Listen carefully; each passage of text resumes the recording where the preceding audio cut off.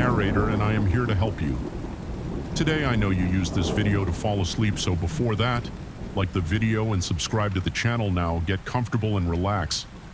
The cameras were everywhere in the kitchen, clock behind the bathroom mirror. Even in the houseplants, I thought I was being paranoid at first, but now I knew someone had been watching my every move for days. It was supposed to be an easy gig. My college roommate's parents needed someone to watch their house while they were on a European vacation. The pay was good, the house was nice, and I'd have plenty of time to work on my thesis, win-win, right-wrong. The first few days were uneventful. I settled into a routine, wake up, make coffee, work on my laptop for a few hours, maybe take a swim in the backyard pool if the weather was nice, pretty cushy. All things considered, it was on the fourth night that I started to feel off, like I was being watched. I'd be sitting on the couch reading and suddenly get the urge to look over my shoulder, or I'd be in the shower and swear I heard movement on the other side of the curtain. I chalked it up to being alone in a strange house. Nerves nothing more, but the feeling persisted, growing stronger each day. Then I found the first camera. I was dusting the mantle. Hey, I take my house sitting duty seriously when I noticed something odd about one of the family photos. The frame seemed thicker than the others. Curious, I picked it up to examine it more closely. That's when I saw it. A tiny lens no bigger than a pinhead hidden in the corner of the frame. My blood ran cold as I realized what I was looking at. Suddenly, all those moments of unease made terrible sense. Heart pounding, I began searching the house more thoroughly. In the next hour, I found 6 more hidden cameras. They were everywhere. The living room, kitchen, my bedroom, even the bathroom. Someone had gone to great lengths to keep every inch of this house under surveillance. But why, and more importantly, who I considered calling the police. But what would I tell them that I'd found some cameras in a house I was watching for? All I knew, the homeowners had installed them for security. It seemed unlikely, given how well hidden they were, but I couldn't rule it out. No, I needed more information before I involved the authorities. I needed to know who was behind this. I spent the next day pretending everything was normal, all while formulating a plan. I went about my usual routine, careful not to let on that I'd discovered the cameras. Meanwhile, I took inventory of everything I'd found and looked for patterns. Most of the cameras seemed to be wireless, likely broadcasting to a receiver somewhere nearby. If I could locate that receiver, I might be able to trace it back to whoever was watching. As night fell, I put my plan into action. I turned on every TV and radio in the house, cranked up the volume, and began systematically searching every room. The noise would cover any sounds I made and hopefully mask my true intentions from anyone watching. I started in the basement, methodically checking every nook and cranny. Nothing. The first floor yielded similar results. By the time I reached the second floor, I was starting to lose hope. That's when I noticed the attic access panel in the hallway ceiling. It was slightly ajar, barely noticeable unless you were looking for it. Bingo, heart racing, I pulled down the folding ladder as quietly as I could. Each creak of the old wood sent a jolt of adrenaline through me. What would I find up there?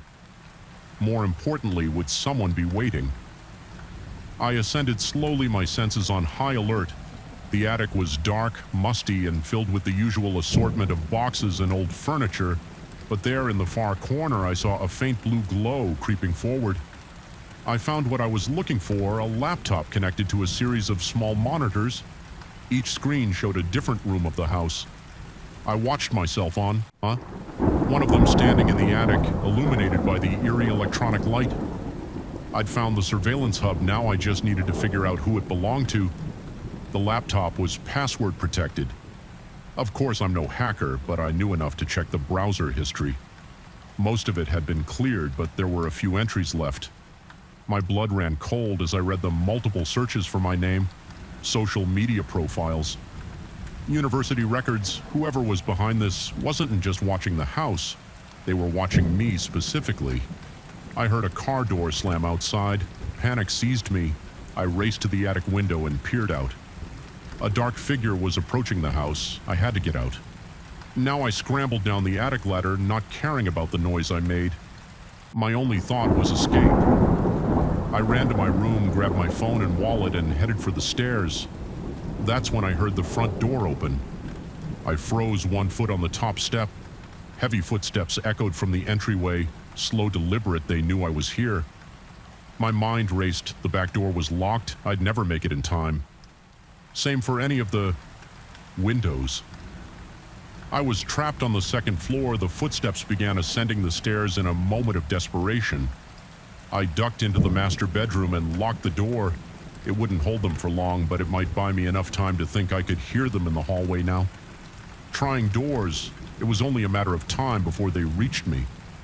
The window, it was my only chance. I ran to it and threw it open.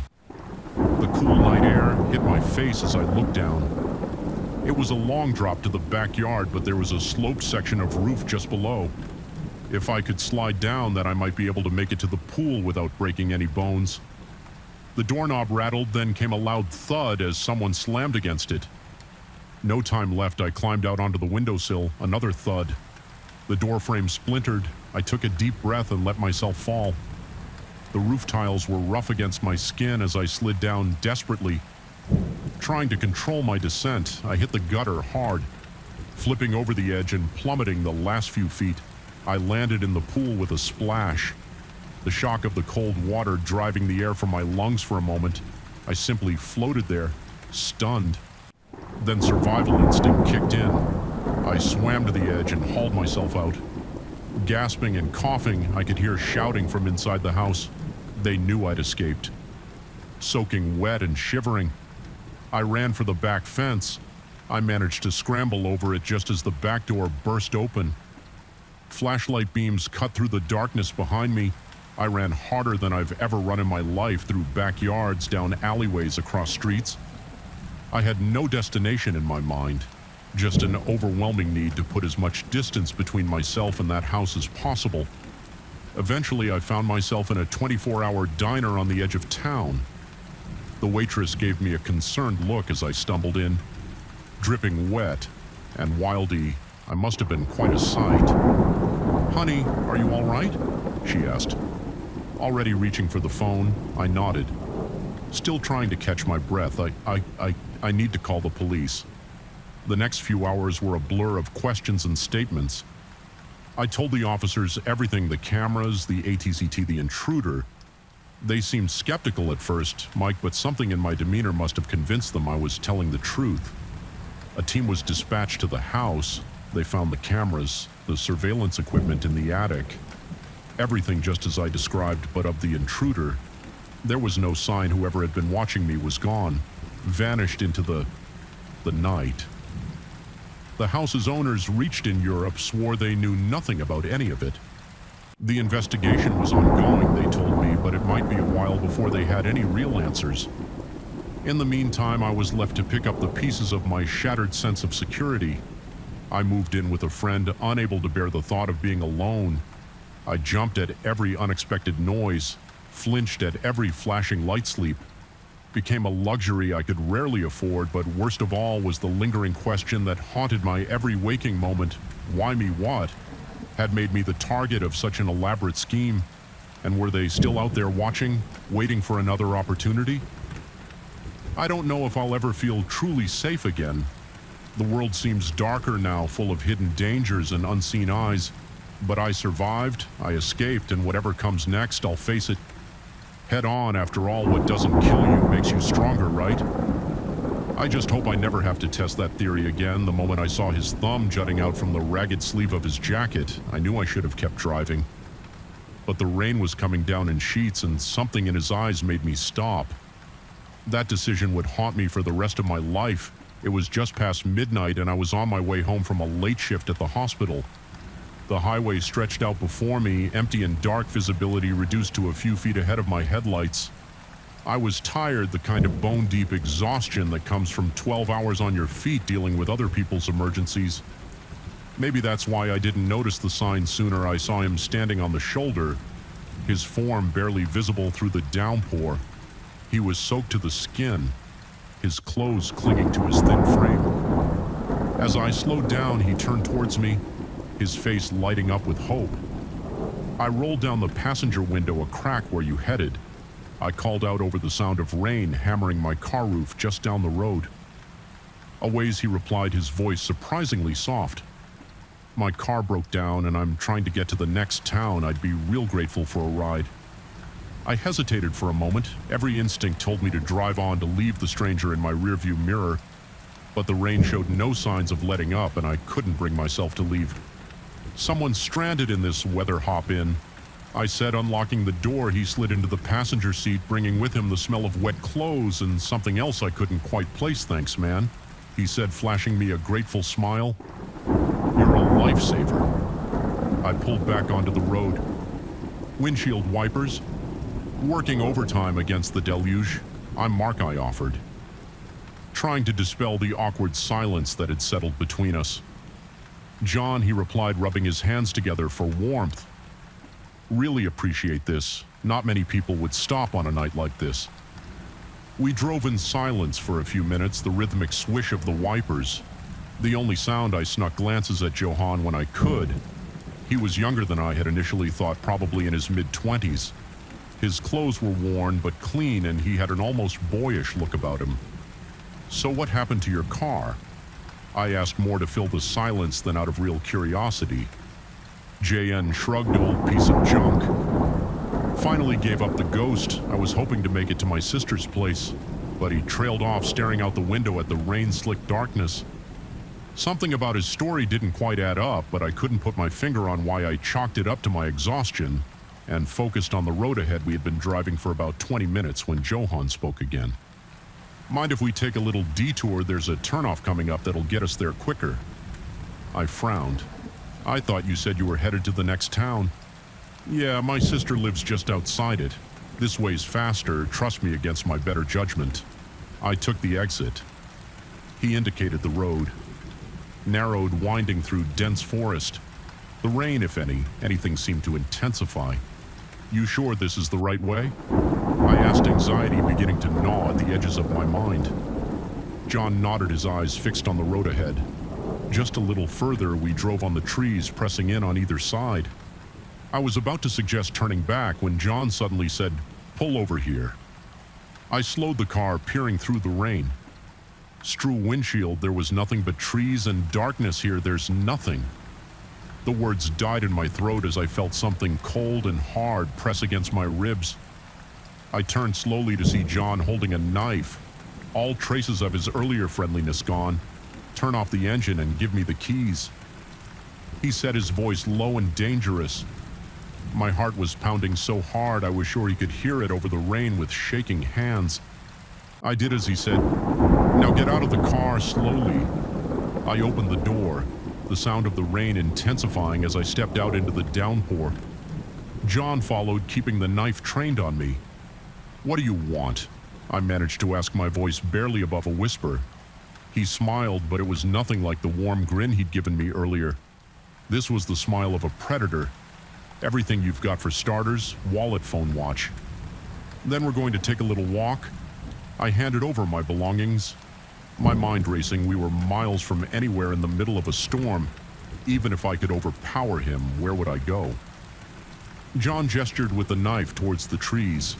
Start walking. I trudged through the underbrush branches, whipping at my face, mud sucking at my shoes. The rain had soaked through my clothes in seconds, leaving me shivering and miserable. John followed close behind, occasionally prodding me with the knife to keep me moving after what felt like hours, but was probably only 20 minutes. We came to a small clearing. In the center stood a dilapidated cabin, its windows dark and empty. Inside, John ordered, giving me a rough shove towards the door. The interior of the cabin was musty and damp, with moldy furniture and peeling wallpaper. A battery-powered lantern sat on a rickety table, casting eerie shadows around the room. Sit, John said, pointing to a chair in the corner as I sank into it. He pulled a length of rope from a duffel bag I hadn't noticed before, hands behind your back, as he tied me to the chair. I finally found my voice again. Why are you doing this? John finished the knot and stepped back, regarding me with cold eyes. Why does anyone do anything? Money, power, survival, take your pick. He began pacing the small room, twirling the knife between his fingers with disturbing skill. You see, Mark, it is Mark. Right, I found that people like you, good Samaritans, are the easiest marks. You're so eager to help. so trusting it makes my job so much simpler. Your job. I echoed a chill running down my spine that had nothing to do with my wet clothes. He grinned that predatory smile that made my stomach churn. Oh yes, this isn't my first rodeo, as they say. But don't worry, you're not special, just in the wrong place at the wrong time. My mind was reeling. How many others had there been? How many good intentions had led to situations like this? What are you going to do with me, John? Shrugged, leaning against the wall. That depends on you. Really, see, I've got a bit of a system worked out. First, we'll call your bank. Have you transfer all your funds to an account? I control, then we'll move on to credit cards and loans, anything we can squeeze out of you. He paused, fixing me with a stare that made my blood run cold after that. Well, that's where you get to make a choice. You can either disappear, start a new life somewhere far away and never breathe a word of this to anyone, or he let the implication hang in the air, and I felt the full weight of my situation crash down on me. This man was going to destroy my life one way or another, and there was nothing I could do about it. As if reading my thoughts, John chuckled. Don't get any heroic ideas. Even if you manage to get free, which you won't, we're miles from anywhere. You'd never make it out of these woods alive. He turned away, rummaging through the duffel bag. I took the opportunity to test my bonds, but they were tight and expertly tied. There would be no easy escape now. Then JN said, turning back with my phone in his hand, let's get started. Shall we? What's your bank's number? What followed was a nightmare of paperwork and phone calls, all conducted under the constant threat of John's knife. I watched helplessly as my life savings disappeared, as credit cards were maxed out and loans were taken in my name. With each transaction, I felt a piece of my future slipping away. By the time it was over, I was emotionally and physically exhausted. John seemed pleased, humming to himself as he packed away the paperwork and my drained phone. Well, Mark, I have to say you've been a model hostage, he said, his tone almost conversational. Makes me almost sorry to do this. Next part, he approached me, knife in hand, and for a moment I was certain this was the end, but instead of slitting my throat, he cut the ropes binding me to the chair. Remember what I said about choices, he asked. Stepping back, well, here's yours. That door leads out into the woods. If you're lucky, you might find your way back to civilization, or... He gestured to the knife now lying on the table. You can try to fight your way out, but I wouldn't recommend it with that. He picked up the duffel bag and headed for the door. Oh, and Mark, if I were you, I'd wait at least an hour before leaving, just to be safe, and then he was gone, leaving me alone in the cabin with nothing but the sound of the rain and the crushing weight of what had just happened. I don't know how long I sat there numb and shivering when I finally stumbled out into the rain. The sky was beginning to lighten with the first hints of dawn. It took me 6 hours to find my way back to the road. By then, John was long gone, along with my car and every cent to my name. The police were sympathetic, but not optimistic men like John. They said we're experts at disappearing now, months later. I'm still dealing with the fallout. My credit is ruined, my savings gone. I jump at every shadow and flinch at every act of kindness. But I'm alive, and slowly I'm rebuilding. And if there's one lesson I've learned, it's this: sometimes the most dangerous predators are the ones that look just like us. The forest was supposed to be my escape, a chance to clear my head and reconnect with nature. Instead, it became a nightmare that would haunt me for years to come. I never imagined that a simple camping trip could turn into a fight for survival against an unseen enemy lurking in the woods. It started innocently enough. I'd been stressed at work, burning the A candle at both ends for months on a big project. When it finally wrapped up, I knew I needed to decompress. The idea of a solo camping trip in the Cascade Mountains seemed perfect. Just me, my tent, and miles of pristine wilderness. I'd done plenty of camping before, but always with friends or organized groups. This would be my first time truly going it alone. The thought was both exhilarating and a little nerve-wracking. I picked a remote spot about a day's hike from the nearest ranger station. It was early autumn, the leaves just beginning to turn, painting the forest in brilliant shades of red and gold. The air was crisp and clean, carrying the scent of pine and wild herbs. The hike in was uneventful, though more challenging than I'd anticipated by the time I reached my chosen campsite, a small clearing near a babbling stream. My muscles were aching pleasantly from the exertion. I set up camp, started a small fire, and settled in to watch the sunset, feeling more relaxed than I had in months. That first night passed peacefully. I slept better than I had in weeks, lulled by the gentle sounds of the forest. The next morning I woke early, eager to explore my surroundings. I spent the day hiking, taking photos, and simply soaking in the tranquility of nature. It was exactly what I needed, a complete disconnect from the chaos of everyday life. As evening approached, I made my way back to camp, looking forward to another night under the stars. That's when things started to go wrong. As I neared my campsite, I noticed something odd. The air smelled different. There was an acrid tinge to it, almost chemical. It reminded me of the cleaning supplies we used at work, completely out of place in the middle of the wilderness. I slowed my pace, suddenly on edge. The forest seemed quieter than it should be. The usual chorus of birds and insects noticeably absent. Every instinct I had was screaming that something wasn't right. I approached my camp cautiously, eyes scanning the trees for any sign of disturbance. At first glance, everything looked normal. My tent was undisturbed to my gear where I'd left it, but then I saw a set of fresh footprints in the soft earth near my fire pit. They weren't mine. My heart began to race. Someone had been here while I was gone, but who and why? I was debating whether to pack up and leave. When I heard voices in the distance, they were faint, but growing closer without thinking. I ducked behind a large fallen log, peering out through the underbrush. Two men emerged from the trees on the far side of the clearing. They were dressed in dark clothing with heavy boots and gloves. Each carried a large duffel bag. They moved with purpose, clearly familiar with the terrain. "This looks good," one of them said, dropping his bag with a metallic clank, far enough from the main trails but still accessible. The other man nodded, scanning the area. His gaze passed over my hidden position, and I held my breath, willing myself to become invisible. "Let's get set up," he said. "We need to be operational by nightfall." They began unpacking their bags, and my blood ran cold as I saw what they contained: chemical jugs, tubing, hot plates, all the components of a mobile drug lab. I'd stumbled upon a meth cooking operation in the middle of the national forest. I knew I needed to get out of there to find help, but I was trapped. Any movement would give away my position, and I had no doubt these men would eliminate any witnesses to their operation, so I waited, barely breathing, as the men set up their lab. The acrid smell grew stronger, burning my nostrils.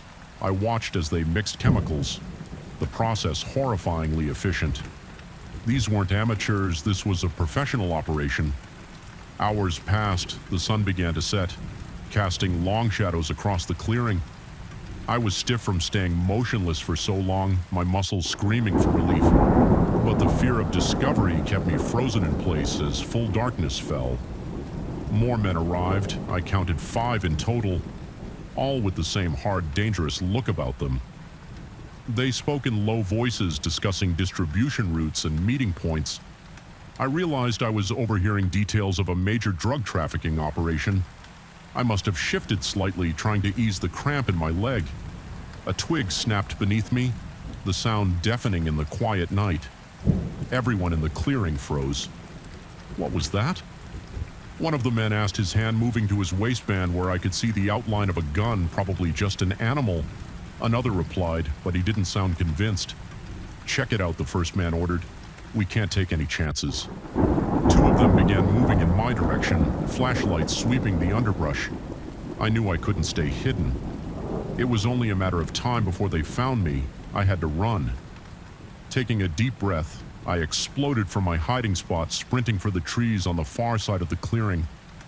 Shouts erupted behind me, followed by the sound of pursuing footsteps. I ran blindly through the forest branches, whipping at my face. Roots threatening to trip me with every step. I could hear them behind me, gaining ground.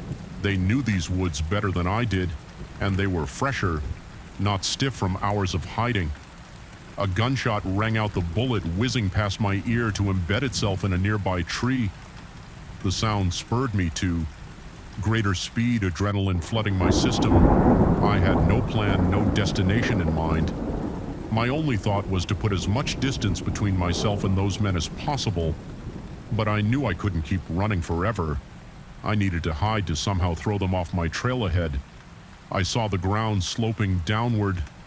The sound of rushing water reached my ears. The stream I'd camped near must widen into a river somewhere ahead. An idea formed born of desperation. I angled towards the sound of water, pushing myself to my absolute limit. The shouts behind me were growing closer. Another shot rang out closer this time.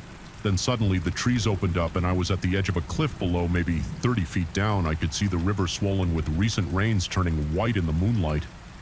I didn't hesitate as another bullet sparked off the rocks near my feet. I launched myself off the cliff. The fall seemed to last forever. Then I hit the water with a shock that drove the air from my lungs. The current immediately swept me downstream, tumbling me over and over. I fought to the surface, gasping for air, then let myself be carried along using what little strength I had left to keep my head above water.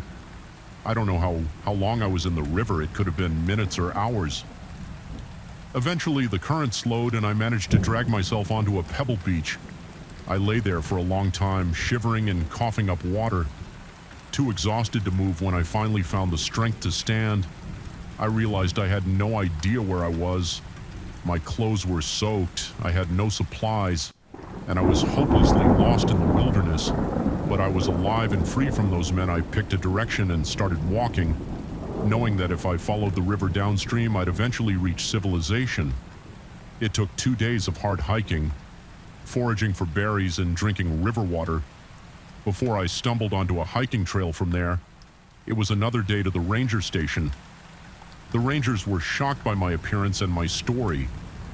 They immediately called in state police and DEA agents. A massive manhunt was launched, but by the time they reached the site I described, the drug operation was long gone.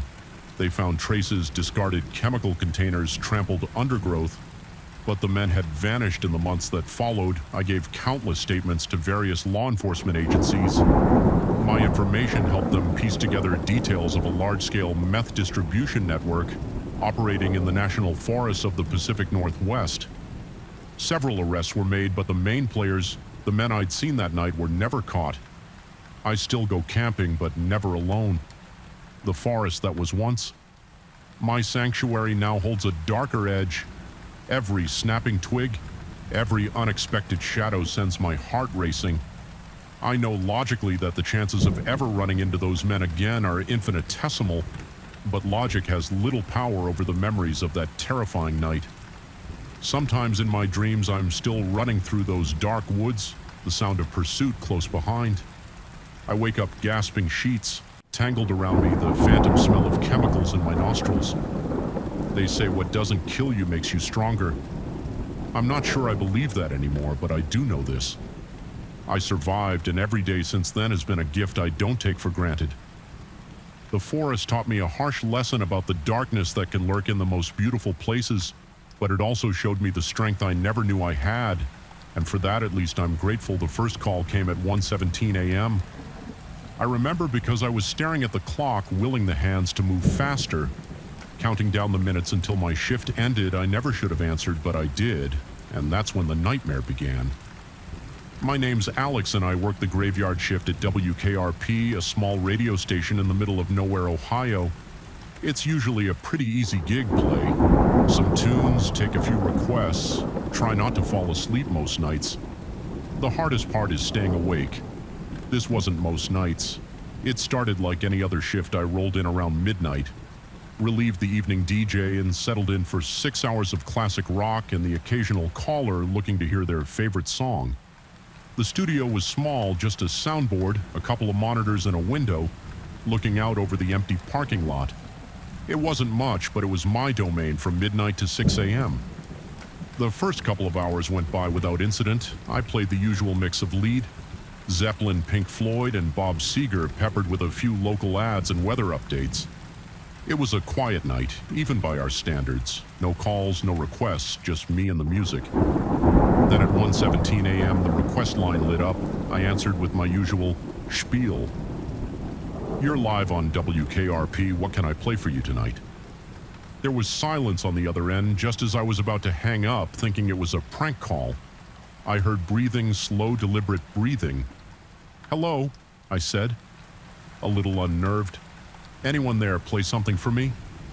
A man's voice said it was low, almost a whisper with an odd quality to it that I couldn't quite place sure thing.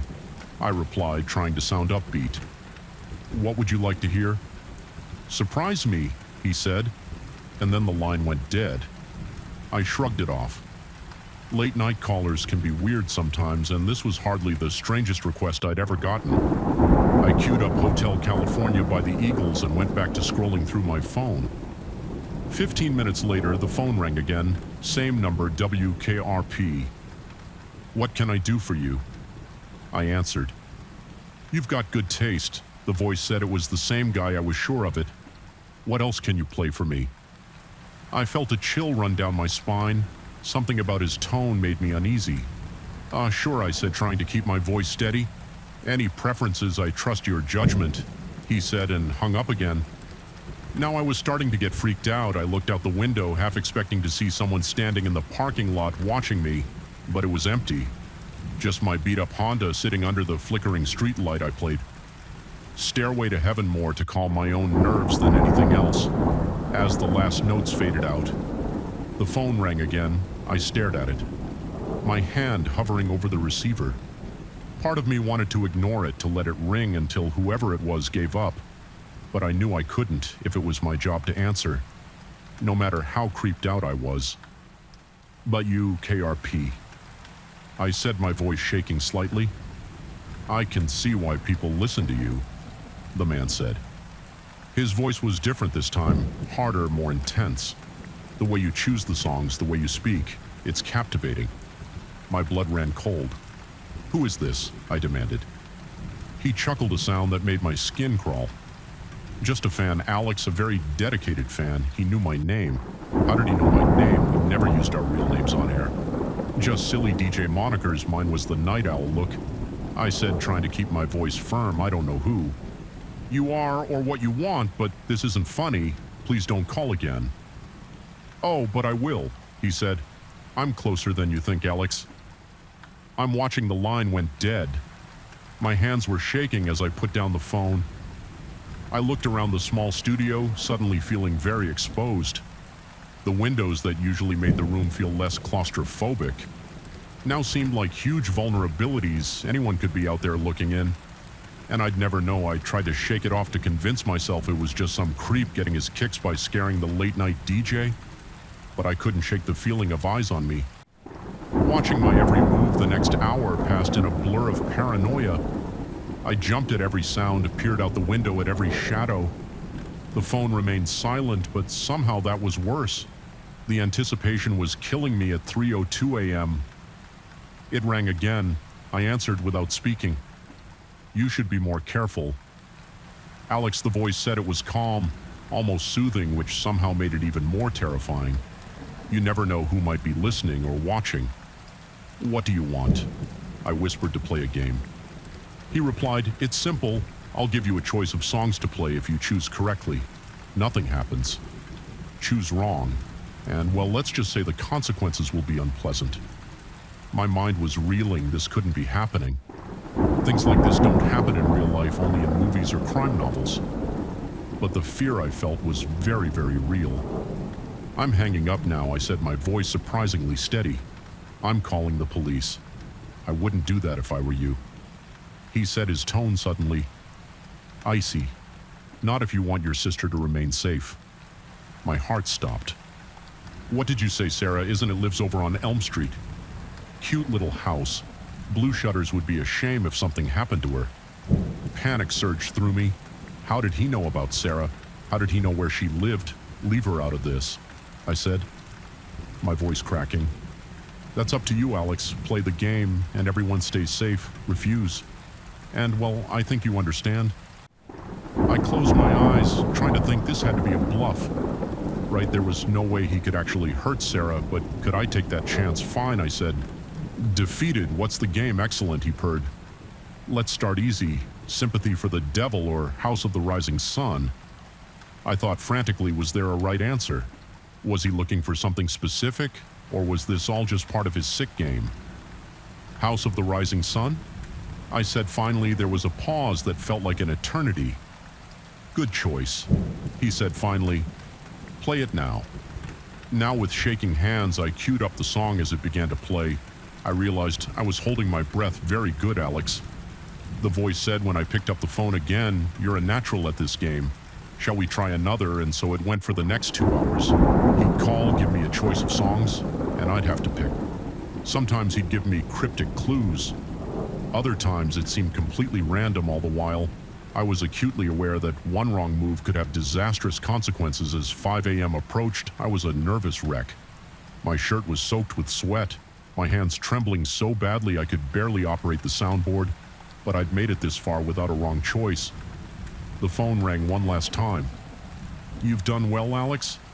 The voice said, "I'm impressed, but now it's time for the final round. Get this right, and it all ends. Get it wrong. And, well, I think you know what happens." I swallowed hard. What's the choice? Don't Fear the Reaper or Stairway to Heaven? Choose carefully, I froze. Both songs were about death in their own way. Was that the connection, or was I overthinking it? My mind raced, trying to find some hidden meaning, some clue I might have missed in the end. I went with my gut, Stairway to Heaven. I said, my voice barely above a whisper. The silence that followed was the longest of my life. I could hear my heart pounding in my ears, feel the cold sweat trickling down my back. Finally, he spoke. "Congratulations, Alex. You've won the game." Relief flooded through me, so intense it was almost painful. "It's over," I asked, hardly daring to believe it for now. He said, and I could hear the smile in his voice, "You've proven to be a worthy opponent." I looked forward to our next game. The line went dead.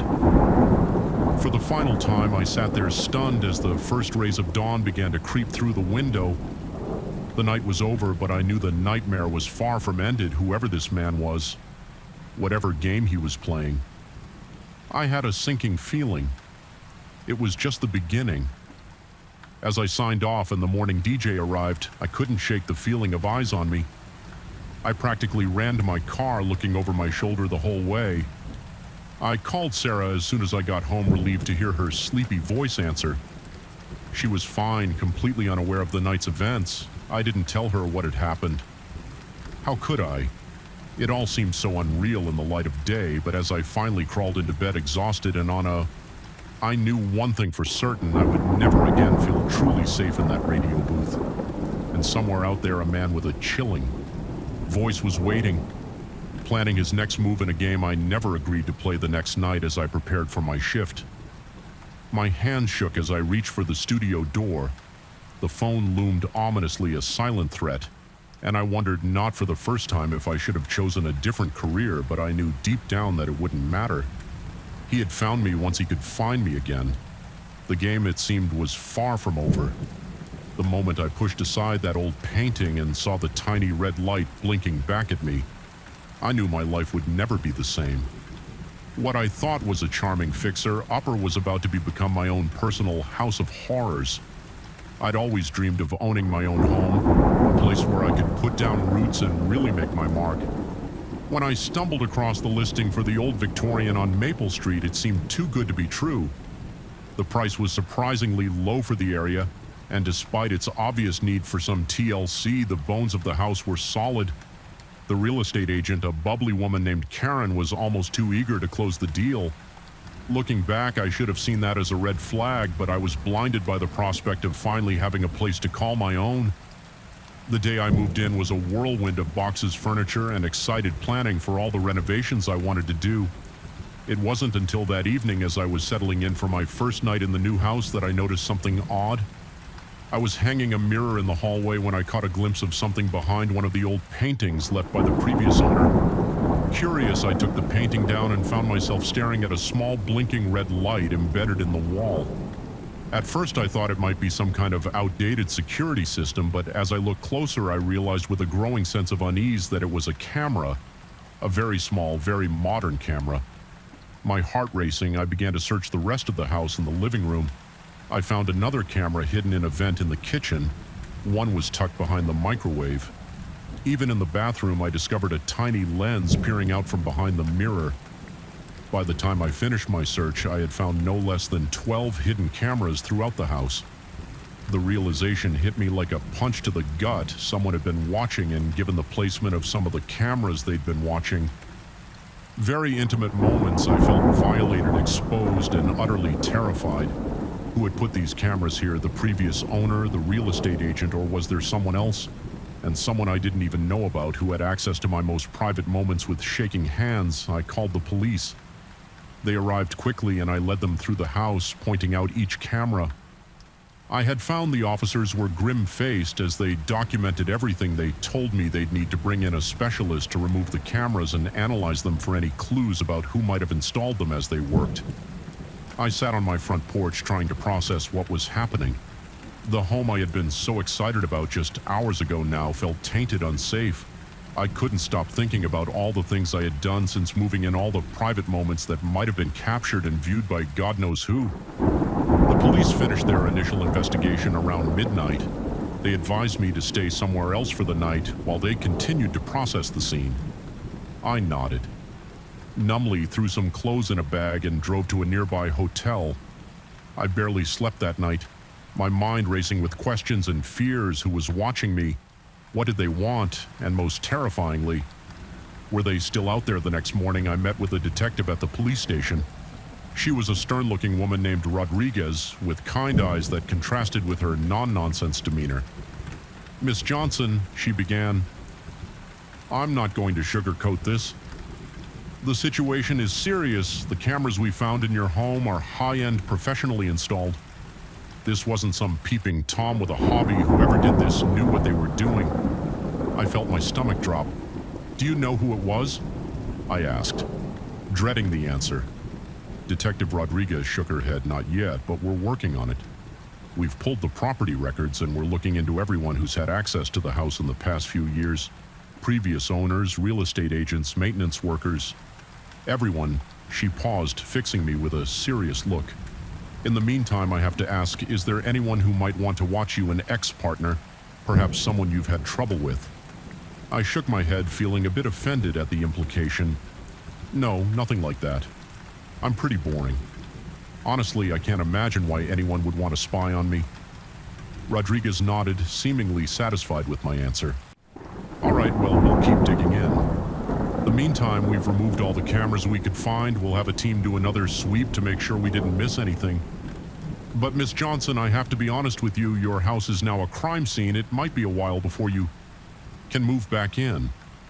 I nodded, feeling a mix of relief and despair. On one hand, I couldn't imagine going back to that house knowing what had happened there. On the other, it was my home. I had poured my savings into it, had so many plans for it. The idea of losing it was heartbreaking. As I left the police station, I felt lost. Where was I supposed to go? What was I supposed to do? I ended up back at the hotel, staring at the bland walls and generic artwork, feeling more alone than I ever had in my life. Days turned into weeks. The police investigation continued, but they seemed no closer to finding out who had bugged my house. I was living out of a suitcase, bouncing between hotels and the spare rooms of sympathetic friends. My life was on hold, and the constant state of uncertainty was taking its toll. It was during this time that I started noticing other strange things, calls from unknown numbers that would hang up as soon as I answered a car that seemed to be parked on my street every time I drove by the house. Once I could have sworn I saw a figure watching me from the window of my house, but when I looked again, they were gone. I tried to tell myself I was being paranoid, that the stress of the situation was making me see things that weren't there, but the feeling of being watched, of being hunted, never went away. About a month after the discovery of the cameras, Detective Rodriguez called me in for another meeting as soon as I saw her face. I knew it wasn't good news. "We've hit a dead end," she said, her voice tinged with frustration. The cameras were purchased with cash from various electronic stores across 3 states. The installation was done professionally, but we can't find any record of who might have done it, and the previous owners of the house check out. They're an elderly couple who moved to Florida. They seem just as shocked about this as you are. I felt my last bit of hope drain away. So what does that mean? I asked my voice. Small. Rodriguez sighed. It means we don't have enough to go on. We'll keep the case open, of course, but I'm sorry, Mrs. Johnson, I don't think we're going to be able to find who did this. I left the station in a daze. The idea that I might never know who had violated my privacy, who had turned my dream home into a nightmare, was almost too much to bear. As I drove back to my latest temporary lodging, a thought struck me: if the police couldn't find out who did this, maybe I could. I was, after all, the one who had lived in that house. Maybe there was something I had missed. Some clue that only I would recognize that night. I made a decision. I was going back to the house, not to live there. I didn't think I could ever feel safe there again, but to investigate, to try and find the answers that had eluded the police. The next day, I stood on the front porch of my house key, and in hand heart pounding, it felt strange, like I was breaking into someone else's home rather than entering my own. Taking a deep breath, I unlocked the door and stepped inside. The house was exactly as I had left it, yet somehow completely different. The rooms that had once felt full of potential now seemed sinister, every shadow hiding potential threats. I moved through the house slowly, methodically, looking for anything out of place, anything that might give me a clue in the master bedroom. I noticed something I hadn't before. There was a small mark on the baseboard, easy to miss if you weren't looking for it.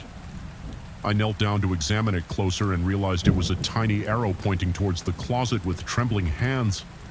I opened the closet door. At first I didn't see anything unusual, but then in the very back corner I spotted a seam in the wall that didn't quite match up. I pressed on it, and to my shock, a small panel popped open. Inside was a USB drive. I stared at it for a long moment, my mind reeling. Should I take it to the police? Should I look at it myself? In the end, curiosity went and out. I took the drive and hurried out of the house, unable to shake the feeling that I was being watched back at my hotel room. I plugged the drive into my laptop. What I found made my blood run cold. It was filled with video files, hundreds of them, dating back years, and they weren't just of me. There were videos of the previous owners, of people I didn't recognize, all going about their private lives. Completely unaware they were being recorded, but it was the most recent folder that truly terrified me. It was labeled with my name, and it contained videos, not just from inside the house, but from other locations. Me at work, me shopping, me having coffee with friends. The cameras in the house were just the beginning. Whoever was behind this had been following me, recording my every move, and judging by the time stamps on the most recent files, they were still doing it. I slammed the laptop shut, my heart pounding. I had thought finding answers would help, but now I felt more scared than ever. The violation wasn't confined to the house, it had spread to every aspect of my life. As I sat there, trying to decide what to do next, my phone buzzed with a text from an unknown number. With shaking hands, I opened it. The message was simple, but it made my blood run cold. Enjoying the house. Sarah, don't worry, I'm still watching. Always watching. I realized then that this nightmare was far from over. In fact, it was just beginning. The moment I saw his eyes in my rearview mirror, I knew I'd made a terrible mistake. What should have been a routine delivery had turned into a nightmare, and now I was trapped in my own car with a man who clearly had no intention of letting me go. It was supposed to be my last run of the night. I'd been driving for DoorDash for about 6 months, trying to make some extra cash to pay off my student loans. Most nights were uneventful: pie, pickup food, drop it off, repeat. But this night was different from the start. The order came in just as I was about to call it quits. It was for a place I'd never heard of, some hole-in-the-wall joint on the outskirts of town. The delivery address was even further out, Al Lone House, down a long, winding road. I hesitated for a moment, my gut telling me something was off. But the promised tip was generous, and I figured one more delivery wouldn't hurt. I should have listened to my instincts. The restaurant was sketchy, to say the least. A rundown shack with flickering neon signs and windows so grimy you couldn't see inside. The guy who handed me the food barely looked at me, just shoved a greasy paper bag into my hands and grunted something that might have been "have a nice night." As I drove to the delivery address, the houses became fewer and farther between the road. Narrow, twisting through dense woods, my GPS kept losing signal, leaving me to navigate by the vague directions I'd memorized. Finally, I saw it, a solitary mailbox with the right number. The driveway was long and unpaved, leading to a house set far back from the road. No lights were on, and for a moment I considered just leaving the food at the end of the driveway, but I needed that tip, so I steeled my nerves and drove up. The house was old and in disrepair, paint peeling and shutters hanging askew. No cars in sight. I sat in my car for a moment, debating whether to approach. That's when I saw movement in one of the darkened windows. Taking a deep breath, I grabbed the food and got out. The gravel crunched under my feet as I approached the porch. Each step feeling heavier than the last, I rang the doorbell, hearing it echo inside the house. For a long moment, nothing happened. Then slowly the door creaked open. The man who answered was tall and gaunt, with deep-set eyes that seemed to bore right through me. He smiled, but it didn't reach his eyes. My dinner has arrived," he said, his voice oddly formal. "Please come in. I'll get your payment." Every alarm. Bell in my head was ringing, but I found myself stepping inside. Anyway, the interior of the house was as run down as the outside, with peeling wallpaper and the musty smell of decay. The man disappeared into another room, leaving me standing awkwardly in the entryway. I could hear him rummaging around, muttering to himself. That's when I noticed the photos on the wall.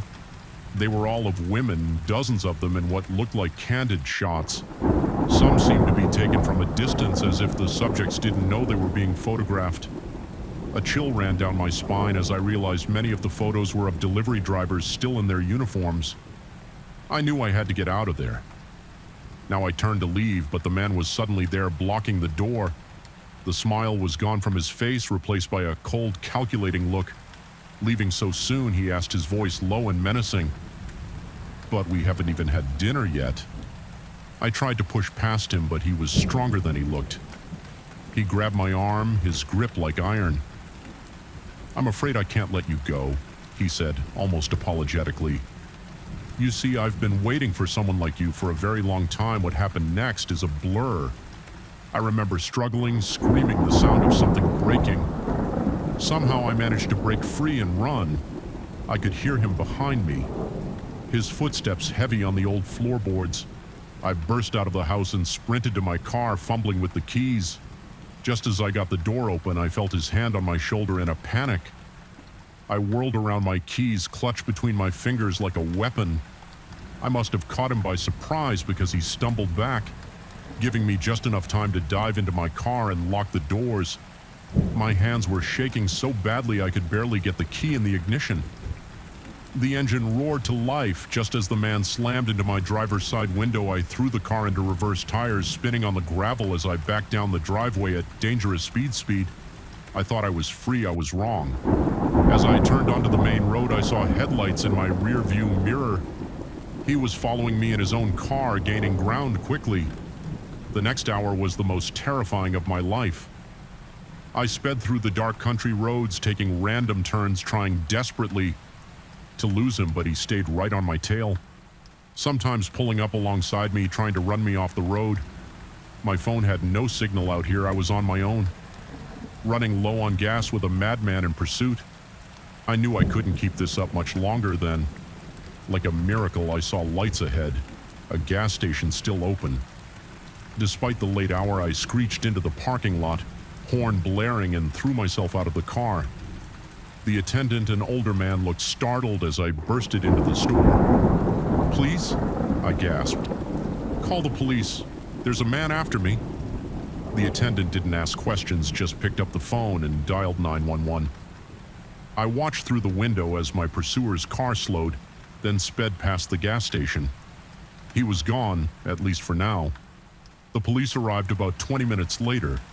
I gave them my statement, described the man and his house. They seemed to take it seriously, especially when I mentioned the photos. They told me they'd investigate, but advised me to stay somewhere else for the night, just in case I ended up at a motel on the other side of town. Too wired to sleep, every car that passed made me jump. Every shadow seemed to hide a threat. The next day, I got a call from the detective assigned to my case.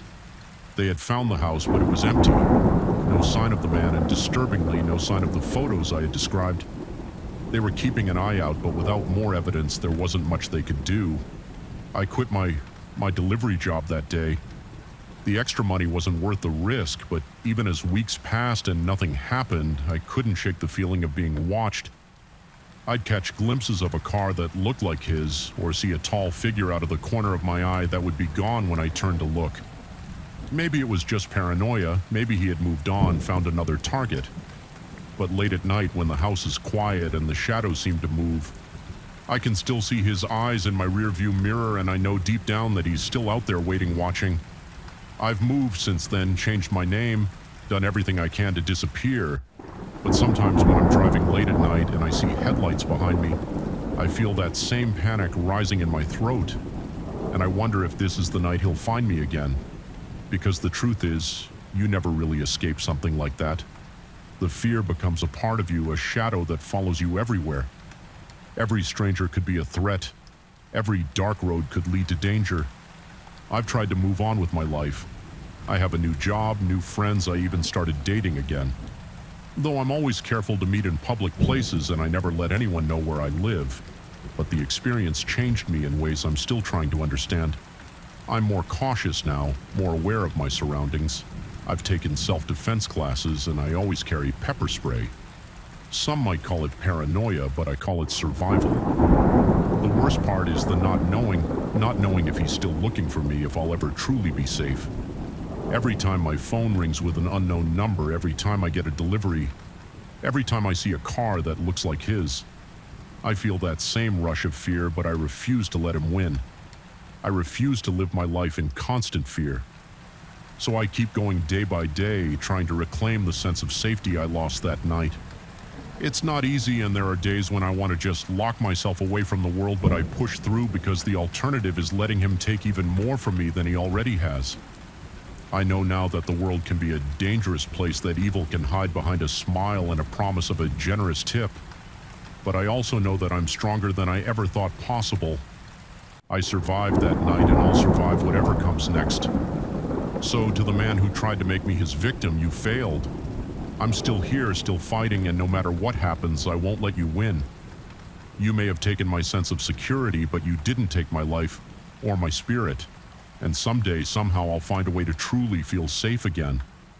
Until then, I'll keep looking over my shoulder, keep checking my rear VW mirror, because the night isn't over yet, and the road ahead is long and dark. I never thought a name tag could be so terrifying. But when I saw Jake Morrison pinned to his chest, my blood ran cold. Jake, the quiet kid from chemistry class, now stood before me with eyes that burned with an intensity I'd never seen before. This wasn't the reunion I'd expected. It was the beginning of a nightmare. 10 years, that's how long it had been since I'd walked the halls of Westfield. A decade of building a career, making new friends, and trying to forget the awkwardness of my teenage years when the invitation for our 10-year reunion arrived. I was hesitant, but curiosity got the better of me.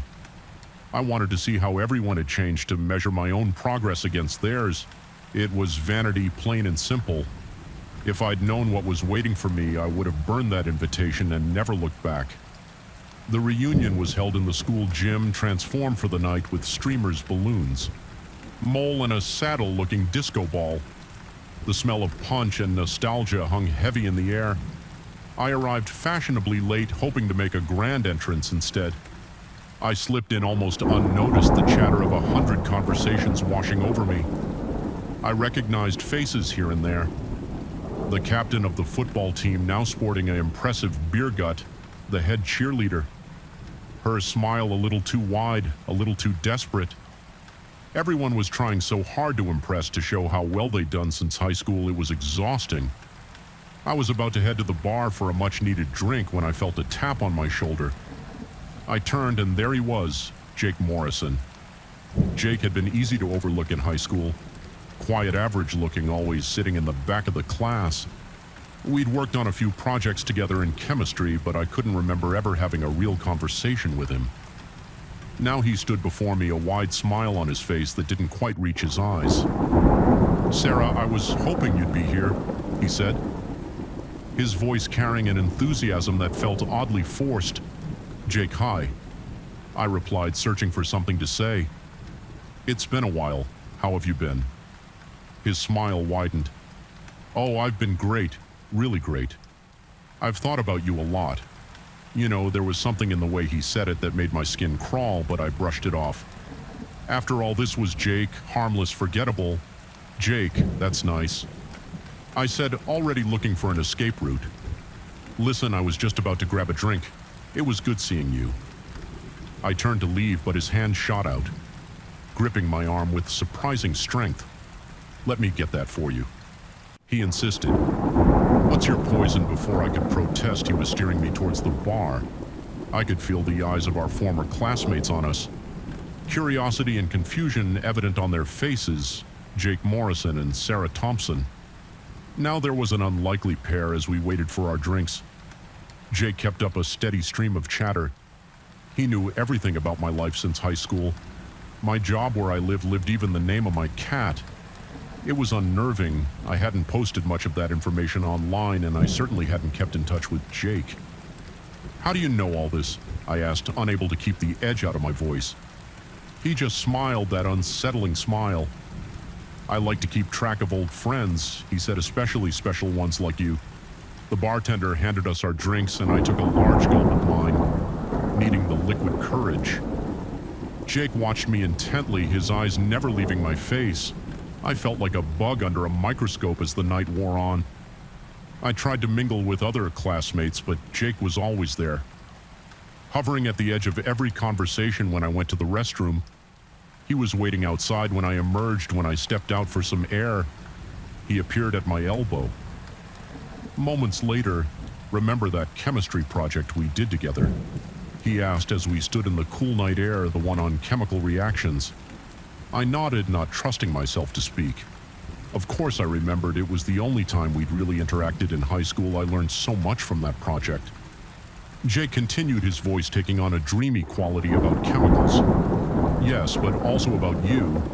The way you bit your lip when you were concentrating, the smell of your shampoo, the sound of your laugh alarm. Bells were ringing in my head now. This wasn't normal. Reminiscing, this was obsession. Jake, I said carefully. That was a long time ago. We were kids. His face darkened. It doesn't feel like a long time to me. He said, his voice low and dangerous. It feels like yesterday. Every day feels like yesterday when I think about you, Sarah. I took a step back, but he matched it, moving closer. I've waited so long for this night. He whispered, for the chance to see you again, to tell you how I feel. I think I should go, I said, my voice shaking. I turned to head back inside, but his hand clamped down on my wrist, pulling me back. You can't go, he hissed. Not yet. Not when we have so much to talk about. I yanked my arm free and ran back into the gym, my heart pounding. I scanned the room frantically, looking for a familiar face, someone I could turn to for help. But everyone was caught up in their own conversations, their own reunions. No one noticed my panic. I felt a presence behind me and turned to see Jake, his face a mask of barely contained rage. Why are you running from me? He demanded, after everything I've done for you, everything you've done? I repeated. Bewildered Jake, we barely knew each other in high school. We haven't spoken in 10 years. He laughed, a harsh, bitter sound that made several nearby people turn and stare. Oh, Sarah, he said, shaking his head. We've spoken every day. You just didn't know it was me. A chill ran down my spine as the pieces started to fall into place. The anonymous messages I'd been receiving for years, the feeling of being watched when I was alone, the strange gifts that would appear on my doorstep with no sender listed. It was you. I whispered all this time. It was you. Jake's face lit up. You finally understand, he said, reaching for me. We're meant to be together. Sarah, I've known it since that day in chemistry class, and now finally we can be. I backed away, bumping into other people, not caring about the scene I was causing. Stay away from me, I said, my voice rising. You're crazy. His face contorted with anger. Crazy, he spat. I'm not crazy, I love you. I've loved you for 10 years while you ignored me, while you dated other men, while you lived your life without me, but that ends tonight. He lunged for me, but I was faster. I turned and ran, pushing through the crowd, ignoring the shouts and confused looks. I burst out of the gym and into the parking lot, fumbling for my car keys. I could hear Jake behind me calling my name, his footsteps getting closer.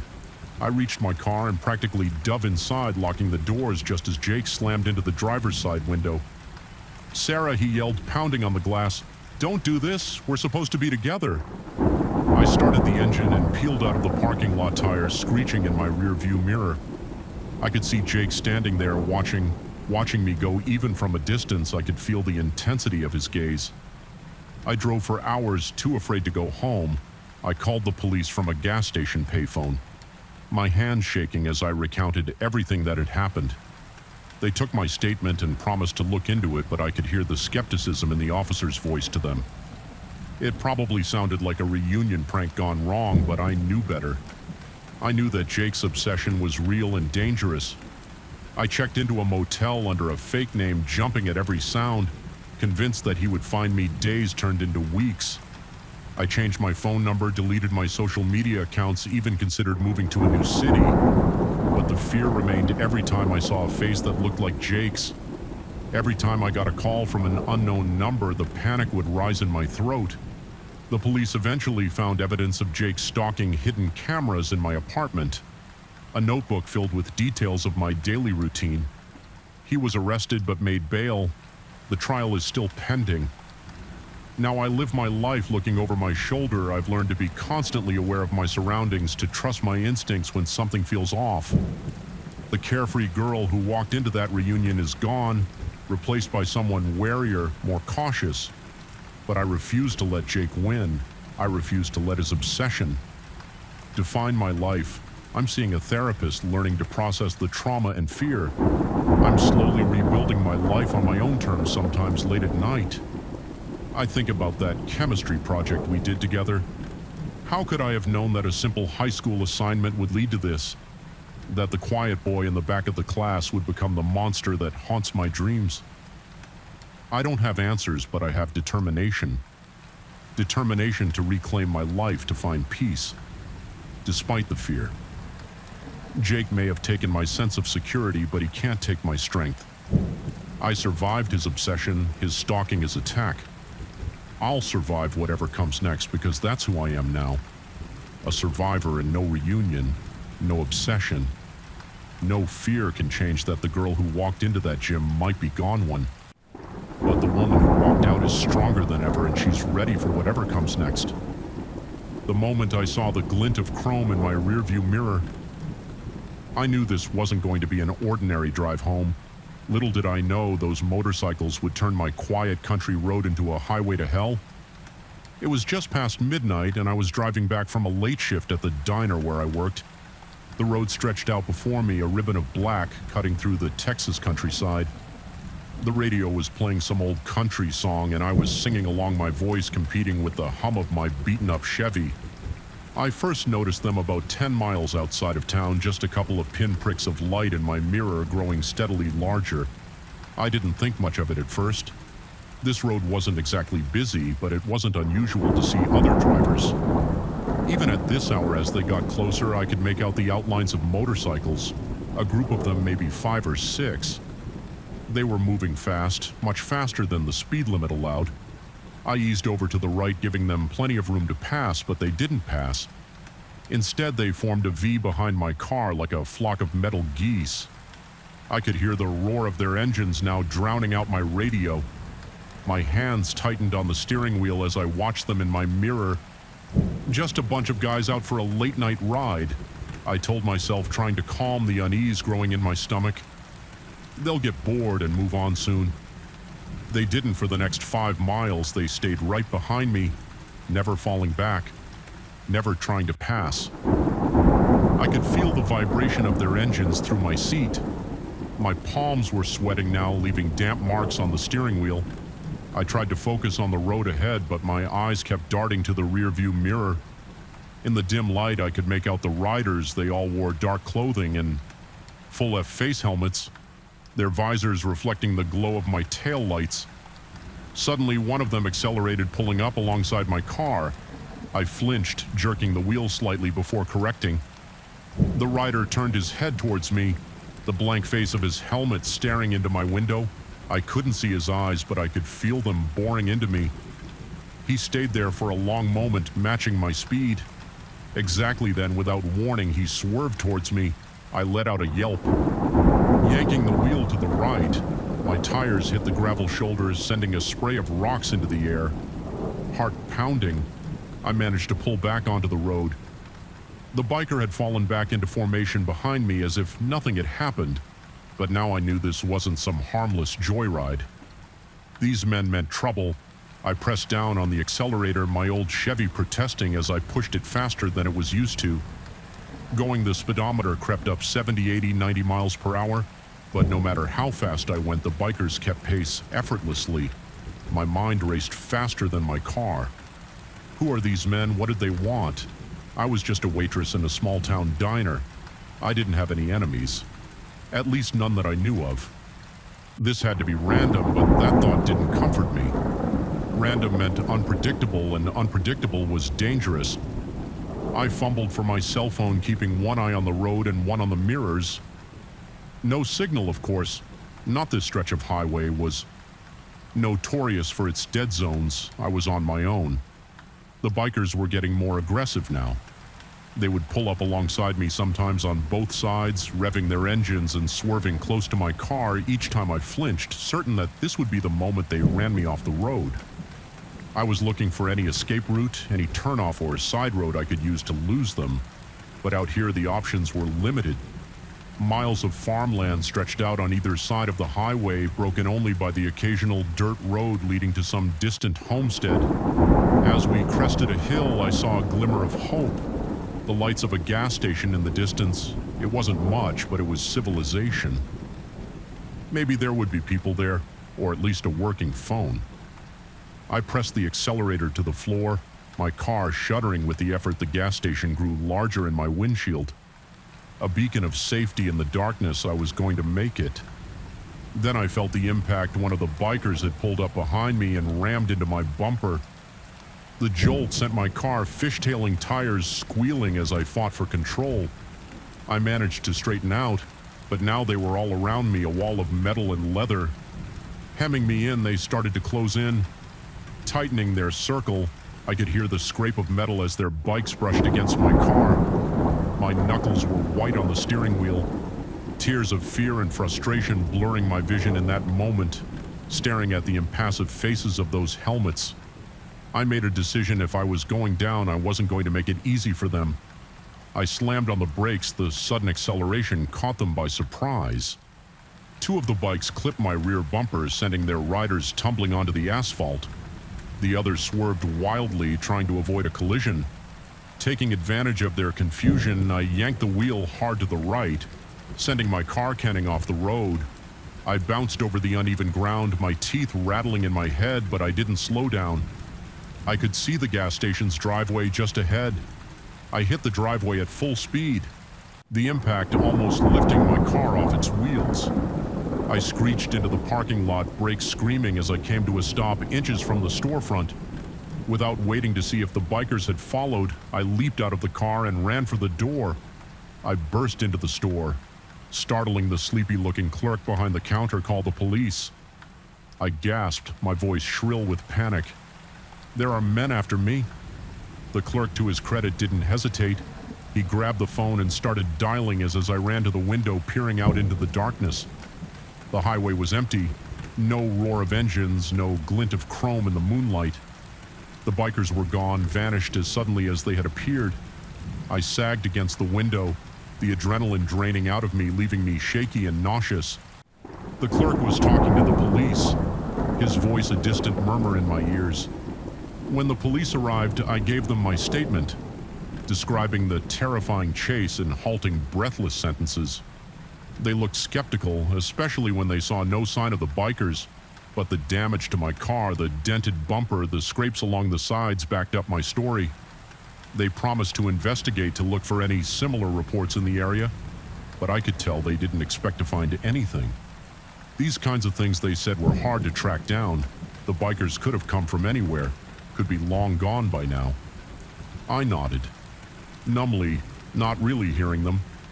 All I could think about was those blank helmet visors reflecting my own terrified face back at me. The police offered to escort me home, but I couldn't face getting back on that. Highway instead, I asked to use the gas station's phone. I called my sister who lived in the next town over. She came to pick me up, her face pale with worry when she saw the state I was in as we drove away. Leaving my battered Chevy in the gas station parking lot, I couldn't stop looking in the mirrors, half expecting to see those headlights appear again in the days that followed. I jumped at every motorcycle engine I heard. I changed my route to work, sticking to busy streets. Even though it took longer, I bought a can of pepper spray and kept it in my pocket. At all times, the police never found anything, no other reports of motorcycle gangs terrorizing drivers. No accidents involving motorcycles on that stretch of highway. It was as if those men had never existed sometimes late at night. I wonder if I imagined the whole thing, if the stress and fatigue of that late-night drive had conjured up those phantom riders. But then I look at my car, at the dents and scrapes that no insurance company will cover, and I know it was real. I still drive that highway. Sometimes I have to for work, but now I only do it in broad daylight with other cars around. And even then, I can't help but tense up every time I see a motorcycle in my rearview mirror. Because now I know the truth that most people never have to face. Sometimes the monsters aren't hiding under your bed or in your closet. Sometimes they're out there on the open road, their faces hidden behind reflective visors waiting for the perfect moment to strike. And when they do, all you can do is drive like hell and pray you make it out alive. The moment I stumbled upon that clearing, I knew I'd made a terrible mistake. The acrid smell of chemicals, the hastily erected tents, the hard-eyed men staring at me. This wasn't just a campsite, it was something far more sinister, and I was in way over my head. I'd always loved the solitude of the forest as a botanist. It was both my workplace and my sanctuary. The Pacific Northwest, with its dense, misty woods and diverse plant life, was a paradise. For someone like me, I'd spent countless hours wandering these forests, cataloging rare species, and basking in the quiet beauty of nature. This expedition was supposed to be like any other. I'd packed my gear, said goodbye to my cat, and headed out into the wilderness. For a week-long research trip, my goal was to study a rare species of orchid that was rumored to grow in this particular area. It was exciting work, the kind that could make a career. The first few days were uneventful. I hiked deeper into the forest, setting up camp each night in small clearings or beside babbling streams. I'd found a few promising specimens, carefully documenting each one in my field journal. The weather was perfect, cool and crisp, with just enough sunlight filtering through the canopy to keep the chill at bay. On the fourth day, I decided to venture off the main trail. I'd heard from a local guide that the orchids I was looking for often grew in more secluded areas away from the beaten path. It was a risk, but one I felt was worth taking for the sake of my research. I'd been hiking for hours, carefully marking my path on my GPS, when I first noticed something odd. The forest had gone quiet. No birdsong, no rustle of small animals in the underbrush, just an eerie, oppressive silence that made the hair on the back of my neck stand up. I should have turned back then, but curiosity, that damn scientific curiosity that had driven me into this profession in the first place, urged me forward. Just a little further, I told myself, just over the next ridge, that's when I smelled it. A sharp chemical odor that had no place in these pristine woods. It reminded me of the labs back at the university. A mix of solvents and other less identifiable scents. My mind raced with possibilities, each more alarming than the last. I crept forward, moving as quietly as I could through the underbrush. The smell grew stronger, and I could hear voices now. Low, urgent murmur that carried on the still air, and then I saw it. The clearing, the tents. The men there were about half a dozen of them, moving purposefully between makeshift structures. I could see equipment scattered around. Not the kind used for camping or hiking, but industrial-looking machines with tubes and dials. In the center of it all was a large blue barrel. Its contents, a mystery I didn't want to solve. I knew immediately what I'd stumbled upon. A meth lab hidden deep in the forest where law enforcement rarely ventured. My heart began to race and I could feel sweat beating on my forehead. Despite the cool air, slowly, carefully, I began to back away. If I could just retreat without being noticed, I could hike back to my camp pack up and get the hell out of here. I'd report what I'd seen to the authorities once I was safely back in civilization, but fate, it seemed, had other plans. As I took another step back, my foot came down on a dry branch. The crack echoed through the clearing like a gunshot. Every head turned in my direction for a moment. Time seemed to stand still. I stood frozen, staring at the men, and they stared back. I could see the shock on their faces quickly morphing into something more dangerous. Anger, fear, determination. Then someone shouted, "Get her," and all hell broke loose. I ran like I'd never run before, crashing through the undergrowth with no regard for stealth or direction. All that mattered was putting as much distance between myself and those men as possible. I could hear them behind me, their shouts and the sound of breaking branches spurring me to greater speed. My lungs burned and my legs ached, but terror kept me moving. I had no plan, no destination in mind. The carefully marked trail I'd followed here was forgotten in my panic. I was running blind, ducking under LWH, hanging branches and leaping over fallen logs. A gunshot rang out, the sound echoing through the trees. I yelled involuntarily, ducking lower as I ran. They were shooting at me.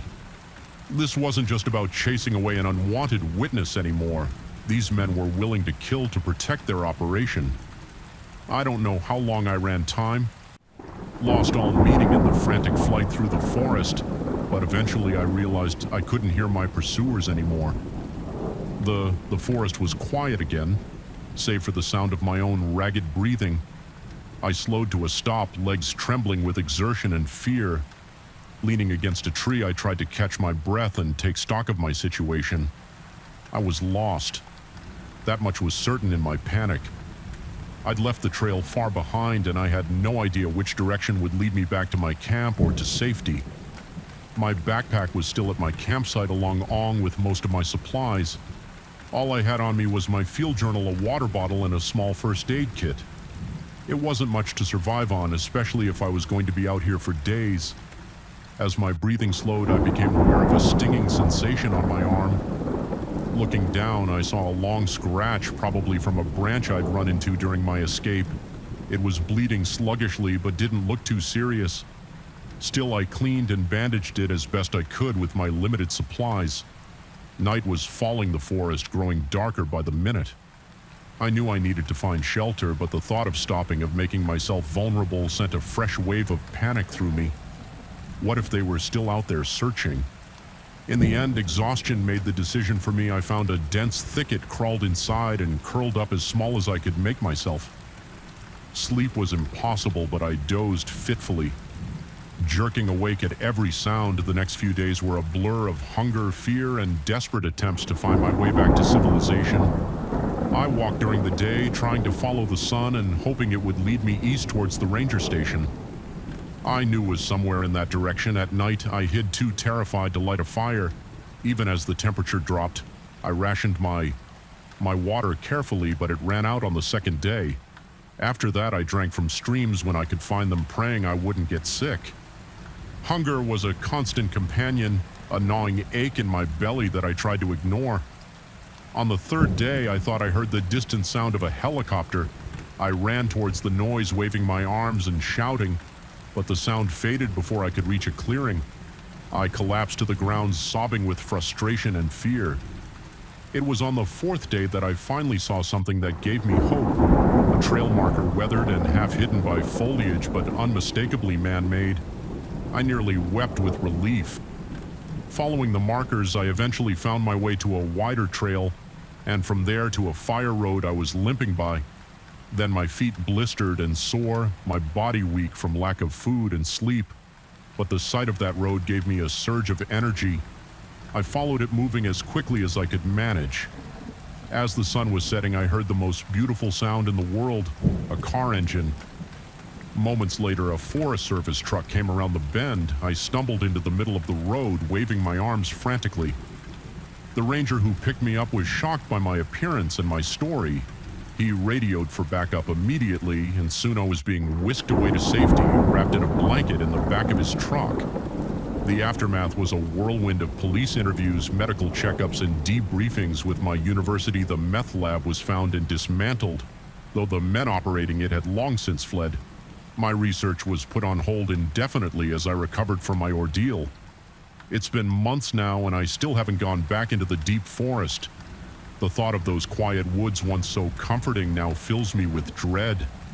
I have nightmares about running through endless trees, nameless threats always just behind me, but I'm healing slowly but surely. I've started doing research in more accessible areas, always with a partner now, and someday I hope to find the courage to venture back into the deep wilderness because despite everything, I still love the forest. It's a part of me, for better or worse, I know. Now that nature isn't always benign, that dangers can lurk in the most beautiful places, but I also know that I'm stronger than I ever thought possible. I survived those terrifying days alone in the woods, outwitted those who meant me harm, and that's a kind of strength that no one can take away from me. The moment I saw the children's eyes, I knew something was terribly wrong. What should have been a routine babysitting job had suddenly become a night of unimaginable horror, and I was trapped in the middle of it. It was supposed to be an easy gig. I'd been babysitting for the Wilson family for months, watching their two kids, Emma 8 and Tyler 6, every other Friday night. The Wilsons were always home by midnight. The kids were usually asleep by 9 a.m., and I got to pocket some extra cash while catching up on my homework. Win-win. This particular Friday started like any other. I arrived at 6 p.m., greeted by Mrs. Wilson's hurried instructions as she put on her earrings. Mr. Wilson was already in the car, honking the horn. Impatiently, emergency numbers are on the fridge. Kids need to be in bed by 9, no sugar after 7. Mrs. Wilson rattled off the same speech I'd heard a dozen times before. Oh, and Sarah, the kids have been a bit off lately, probably just a bug going around school. Nothing to worry about, I'm sure. With that cryptic morning, she was gone. Leaving me alone with Emma and Tyler at first, everything seemed normal. We had dinner, mac and cheese, their favorite, and I let them watch some TV while I tackled my calculus homework. But as the evening wore on, I started to notice little things, odd things. Emma, usually chatty and full of energy, was unnaturally quiet. She sat on the couch staring at the TV, but not seeming to actually watch it. Tyler, on the other hand, couldn't seem to sit still. He paced the living room, occasionally stopping to press his ear against the wall as if listening for something. "You okay, guys?" I asked, trying to keep my voice light. "Feeling all right?" They both turned to look at me, and I felt a chill run down my spine. Their eyes. There was something wrong with their eyes. The pupils were dilated, almost completely black, and they seemed to reflect the light in an unnatural way. "We're fine, Sarah," Emma said, her voice flat and emotionless. "Everything is fine." I laughed nervously, trying to shake off the growing sense of unease. "All right, well, it's almost bedtime. Why don't you two head upstairs and get ready?" They didn't move. They just kept staring at me with those unsettling eyes. Sarah, Tyler said, his voice unnaturally deep for a 6-year-old, "Do you want to play a game?" Before I could answer, the lights flickered once, twice, then plunged us into darkness. I heard movement in the pitch black, the sound of small feet padding across the hardwood floor. "Emma, Tyler," I called out, fumbling for my phone to use as a flashlight. "Where are you, my phone?" Screen lit up, casting an eerie blue glow around the room. The kids were gone, heart pounding.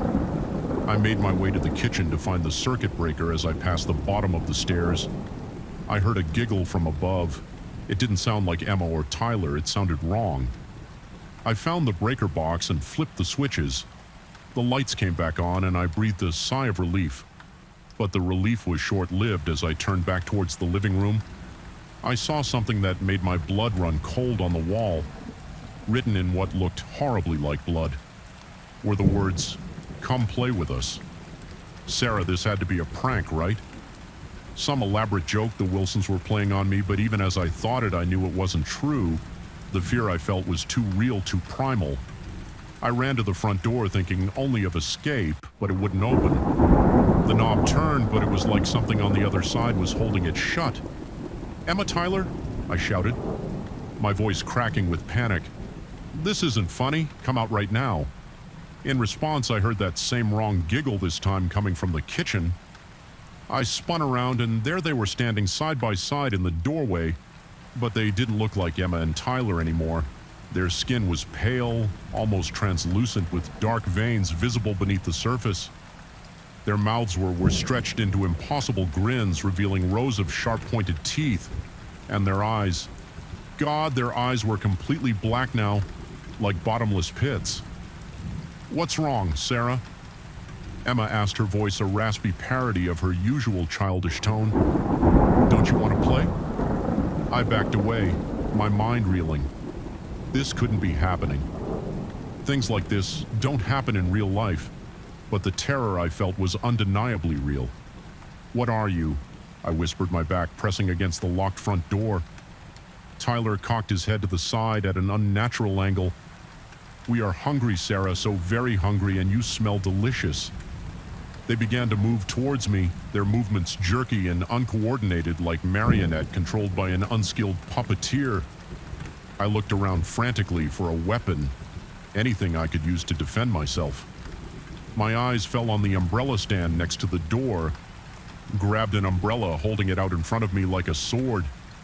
"Stay back!"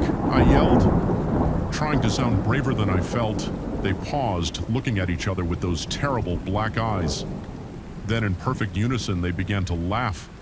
It was a horrible sound, like nails on a chalkboard mixed with the growl of a wild animal.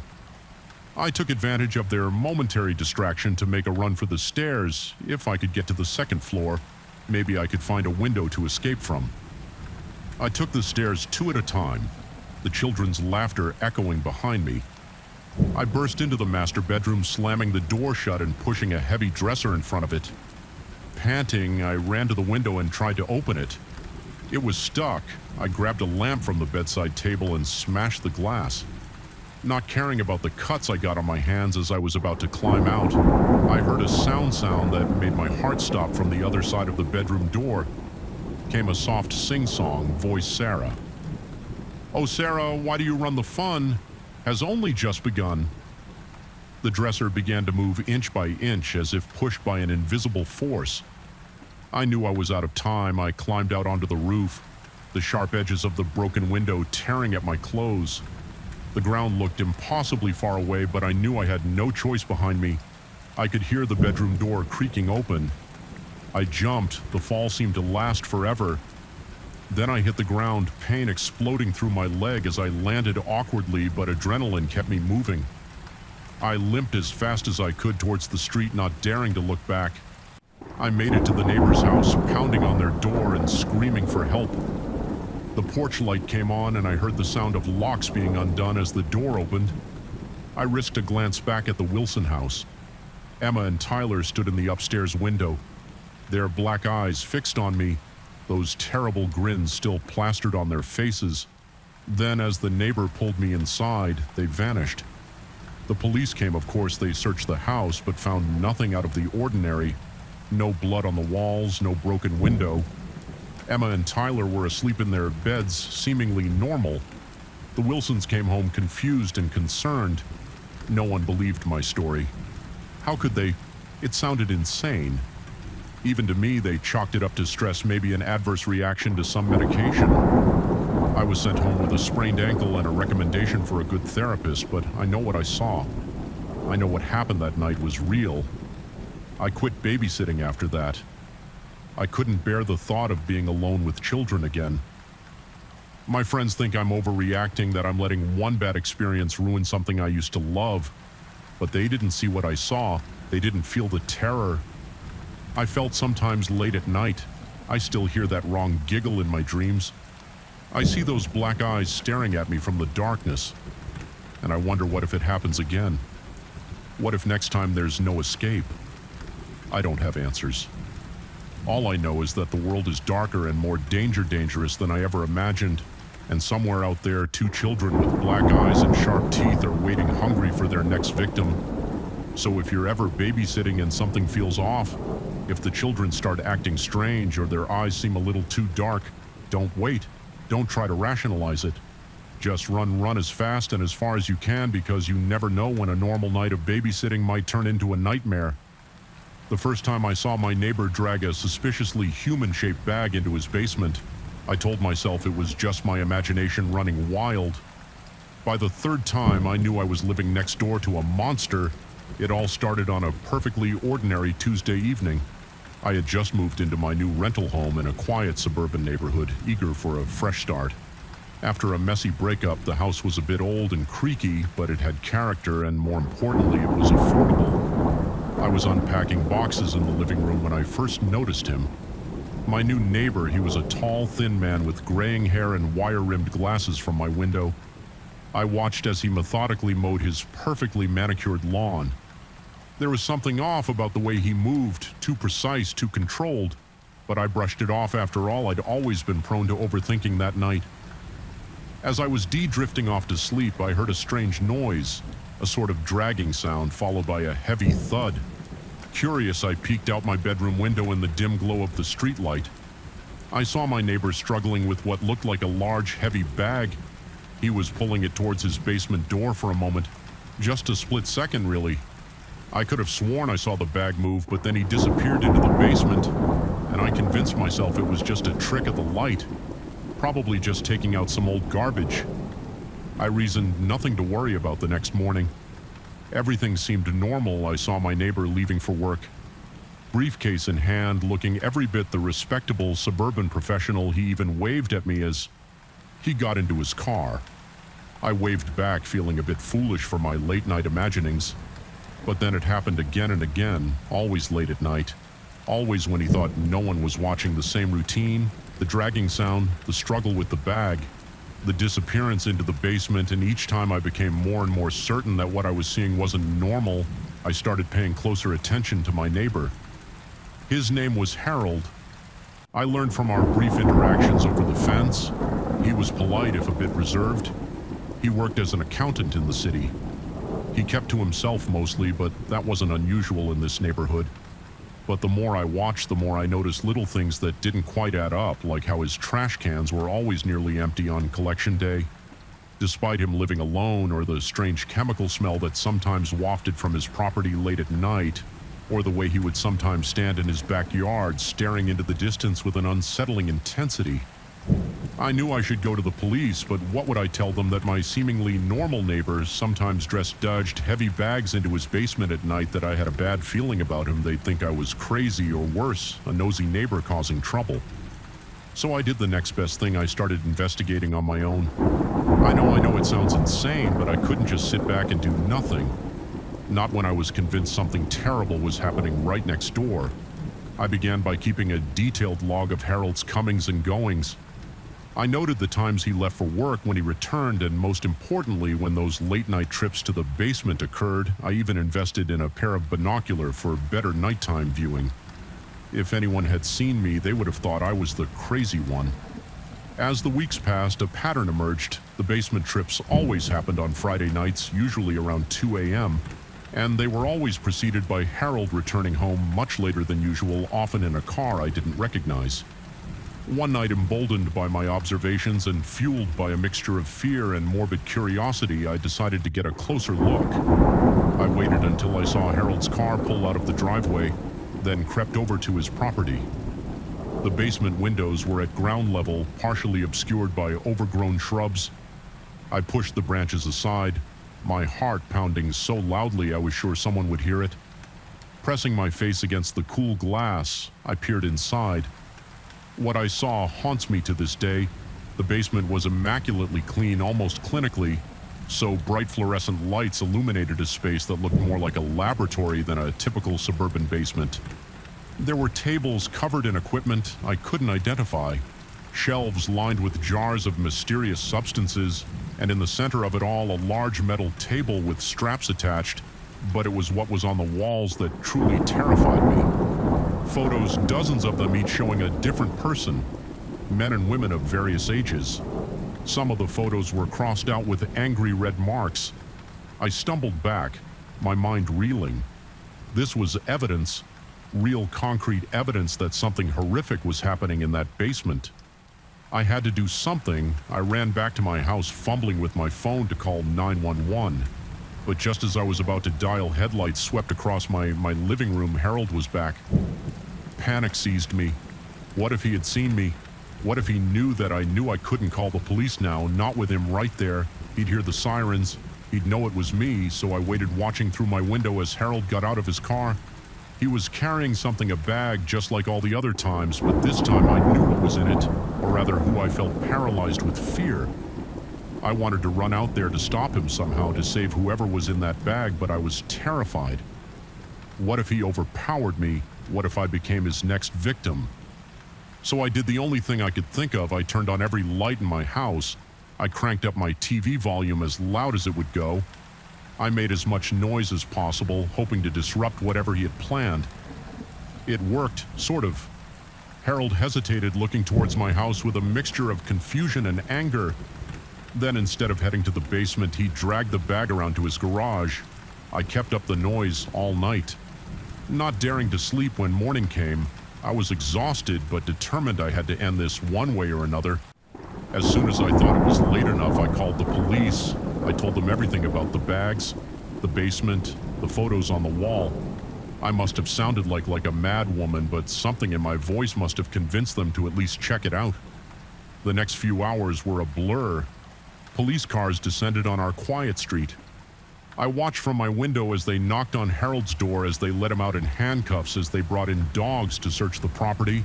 And then the grim discoveries began. Bodies found buried in the backyard, evidence of horrific crimes in the basement. The toll of Harold's victims climbed higher and higher as the investigation unfolded. The neighborhood was in shock. How could this have happened here in our quiet suburb? How had no one noticed, but I had noticed? And the guilt of not acting sooner weighed heavily on me. Could I have saved some of those people if I'd gone to the police earlier? If I hadn't let fear and doubt hold me back in the days that followed? I gave countless statements to the police. I was hailed. Was the one who had finally put a stop to Harold's reign of terror, but it didn't feel like a victory. Not when I thought of all the lives lost, all the families destroyed. The media descended on our street, hungry for every detail of the gruesome story. I couldn't escape the constant reminders of what had happened right next door. The house where I had hoped to find a fresh start had become a prison of guilt and fear. I couldn't sleep without seeing those photos on Harold's basement wall. I couldn't look at my neighbor's house without. Imagining the horrors that had taken place inside, every unexpected sound made me jump. Convinced that somehow Harold had come back to silence the neighbor who had exposed his crimes. In the end, I couldn't stay. I moved out less than a month after Harold's arrest, leaving behind the house and the nightmares it held. But the memories followed me. They still do now. Years later, I still find myself watching my neighbors a little too closely. Every odd sound, every late-night activity sets my heart racing. I know it's irrational, but I can't help it. Once you've seen the darkness that can hide behind a seemingly normal facade, it's impossible to unsee it. So if you ever have that nagging feeling that something's not quite right, don't ignore it. Don't let fear or doubt or the desire to mind your own business stop you from acting, because sometimes the monster isn't hiding under the bed or in the closet.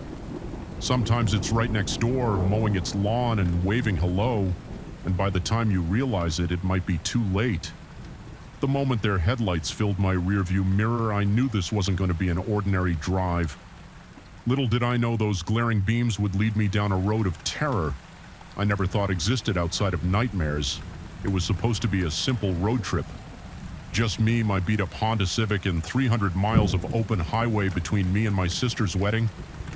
I'd made this drive a dozen times before, always opting for the scenic route that wound through the mountains rather than the crowded interstate. The views were breathtaking, and the solitude was a welcome break from my hectic city life. I left late, around 9 p.m., figuring I'd drive through the night and arrive just in time for the rehearsal dinner. The first few hours were uneventful. The radio kept me company as I navigated the dark, twisting roads, my headlights cutting through the inky blackness of the forest. On either side, it was just past midnight when I first noticed the car behind me. At first, I didn't think much of it. This road wasn't exactly busy, but it wasn't uncommon to see other travelers, even at this hour. But as the minutes ticked by, I realized they weren't passing. Our falling behind, they were maintaining a constant distance close enough that their headlights flooded my car with harsh light. I squinted. Trying to make out the vehicle in my mirror, it looked like a large pickup truck, but the glare made it hard to see any details. A sense of unease began to creep over me. Why were they following so closely? There was plenty of room to pass on this stretch of road, trying to shake off my growing paranoia. I eased my foot off the gas, slowing down to give them an opportunity to go around, but they just slowed down too, maintaining that same uncomfortably close distance. My heart started to beat a little faster. This wasn't normal behavior. I pressed down on the accelerator, pushing my old Civic faster than I usually would on these winding mountain roads. The truck kept pace effortlessly. That's when I noticed the second set of headlights. Another vehicle had joined the first, both of them now tailing me closely. My palms began to sweat as I gripped the steering wheel tighter. This couldn't be a coincidence. Two vehicles working in tandem, following me in the middle of nowhere in the dead of night. Every instinct I had was screaming that something was very, very wrong. I fumbled for my phone, thinking to call for help, only to see the dreaded "no service what" message on the screen. Of course, these mountain roads were notorious for their lack of cell coverage. The vehicles behind me suddenly revved their engines, the sound echoing off the trees. I jumped my car, swerving slightly before I regained control. They were toying with me. I realized, like predators playing with their prey before moving in for the kill. My mind raced, trying to remember if I'd seen any towns or gas stations recently, but I knew the truth. I was miles from anywhere alone on this dark road with whoever was in those vehicles. Suddenly the truck behind me flashed its high beam once, twice, three times. Then I heard a sound that made my blood run cold. A long, loud blast from a truck horn.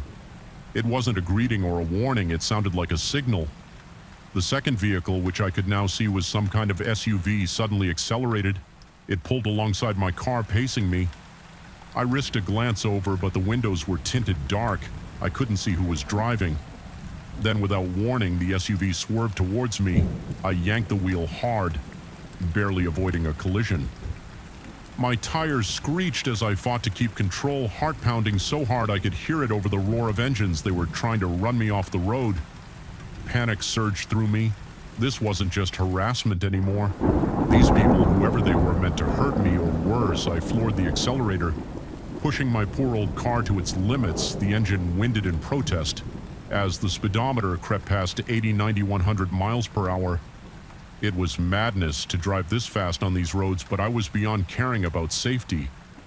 My only thought was escape. The truck and SUV kept pace, one on either side of me. Now they were trying to box me in. I realized with growing horror at these speeds, the slightest miscalculation would send us all careening off the road up ahead. I saw a turnoff, a smaller road unmarked, branching off into the darkness. In a split-second decision, I wrenched the wheel brakes, screeching as I made the turn. At the last possible moment, I heard the blare of horns and the squeal of tires as my pursuers tried to follow, but they were larger, heavier vehicles. They couldn't make the turn at this speed. The new road was narrower, rougher. My car bounced and shuddered as I sped down it. Branches whipping past my windows. I didn't slow down. I couldn't. The sound of engines behind me told me the reprieve was only temporary. I drove blindly, taking turns at random whenever the road forked. My only goal was to put as much distance between myself and those vehicles as possible, but with each passing minute, a new fear began to grow. I was hopelessly lost after what felt like hours, but was probably only 20 minutes. I could no longer hear engines behind me. I slowed down my car, limping along the engine, making ominous noises. I'd pushed it way too hard. I found myself on a dirt road, barely more than a trail. Trees pressed in on all sides. The silence was oppressive after the chaos of the chase. Then through the trees, I saw a glimmer of light. Hope surged through me. Civilization, safety. I followed the light. The road widening slightly as I rounded a bend. I saw its source, a small gas station, its fluorescent lights a beacon in the darkness. I pulled up to the pumps, my hands shaking so badly I could barely turn off the engine. As I stumbled out of the car, the door to the station opened. An old man peered out, looking confused and a little wary. "You all right, miss?" He called out. The concern in his voice broke something in me. I burst into tears, the full weight of what had just happened. Crashing down on me between sobs, I managed to explain what had happened. The old man listened, his face growing grave. He ushered me inside, locking the door behind us. "You're not the first," he said, handing me a cup of coffee. "We've had reports of something like this happening on that road. Folks being run off the road, cars disappearing. Police say they can't find any evidence." But he trailed off. Shaking his head, he let me use the phone to call the police. Then my sister to let her know I'd be late. As I waited for the cops to arrive, I couldn't stop shaking. Every sound made me jump, convinced my pursuers had found me when the police finally showed up. They took my statement, but I could tell they were skeptical. No, I couldn't describe the vehicles. Beyond a truck and an SUV, no, I didn't get a look at the drivers. No, I had no idea why they might have targeted me. They promised to look into it, to patrol the area, but I could see in their eyes they didn't really believe me, or maybe they did, but knew there was little they could do. The old man offered to let me stay at the station until morning. I accepted gratefully, too terrified to get back on the road as the sun rose, painting the sky in shades of pink and gold. I finally felt safe enough to continue my journey, but as I pulled out of the gas station, I couldn't shake the feeling that somewhere out there those vehicles were waiting, watching. Ready to resume the chase, I made it to my sister's wedding. Shaken but alive, I told my family a sanitized version of events, not wanting to worry them. But from that day on, I've never driven that road again. I stick to well-lit, well-traveled highways. Now always watchful of who might be behind me, because now I know the truth that most people never have to face. Sometimes the monsters aren't hiding in the dark. Sometimes they're right there on the road with us, hiding behind glaring headlights and tinted windows, and once you've seen them, you can never unsee them. So if you're ever driving late at night and you see headlights in your rear view mirror that seem a little too close, a little too persistent, don't dismiss that feeling in your gut. It might just save your life, because out there on the dark, lonely roads, not everyone is just trying to get home. Some are hunting, and you never know when you might become the prey. The moment I saw the unmarked crates being loaded onto that plane, I knew I'd stumbled onto something I wasn't supposed to see. What I didn't realize was that my late-night shift at the airport was about to turn into a fight for my life. I'd been working the graveyard shift at Millbrook International Airport for about 6 months. It wasn't glamorous work, but it paid the bills, and I enjoyed the quiet of the airport at night. Most of the time, it was just me, a handful of security guards, and the occasional red-eye flight crew that night started like any other. I clocked in at 11 p.m., nodded to Frank at security, and made my rounds through the cargo area.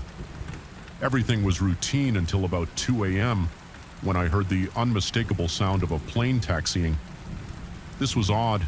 There weren't any scheduled flights at this hour, and unscheduled landings usually came with a lot of commotion. This plane was arriving quietly, almost stealthily. Curiosity got the better of me. I made my way to the window overlooking the tarmac, staying in the shadows. The plane was a nondescript cargo carrier, no airline markings visible.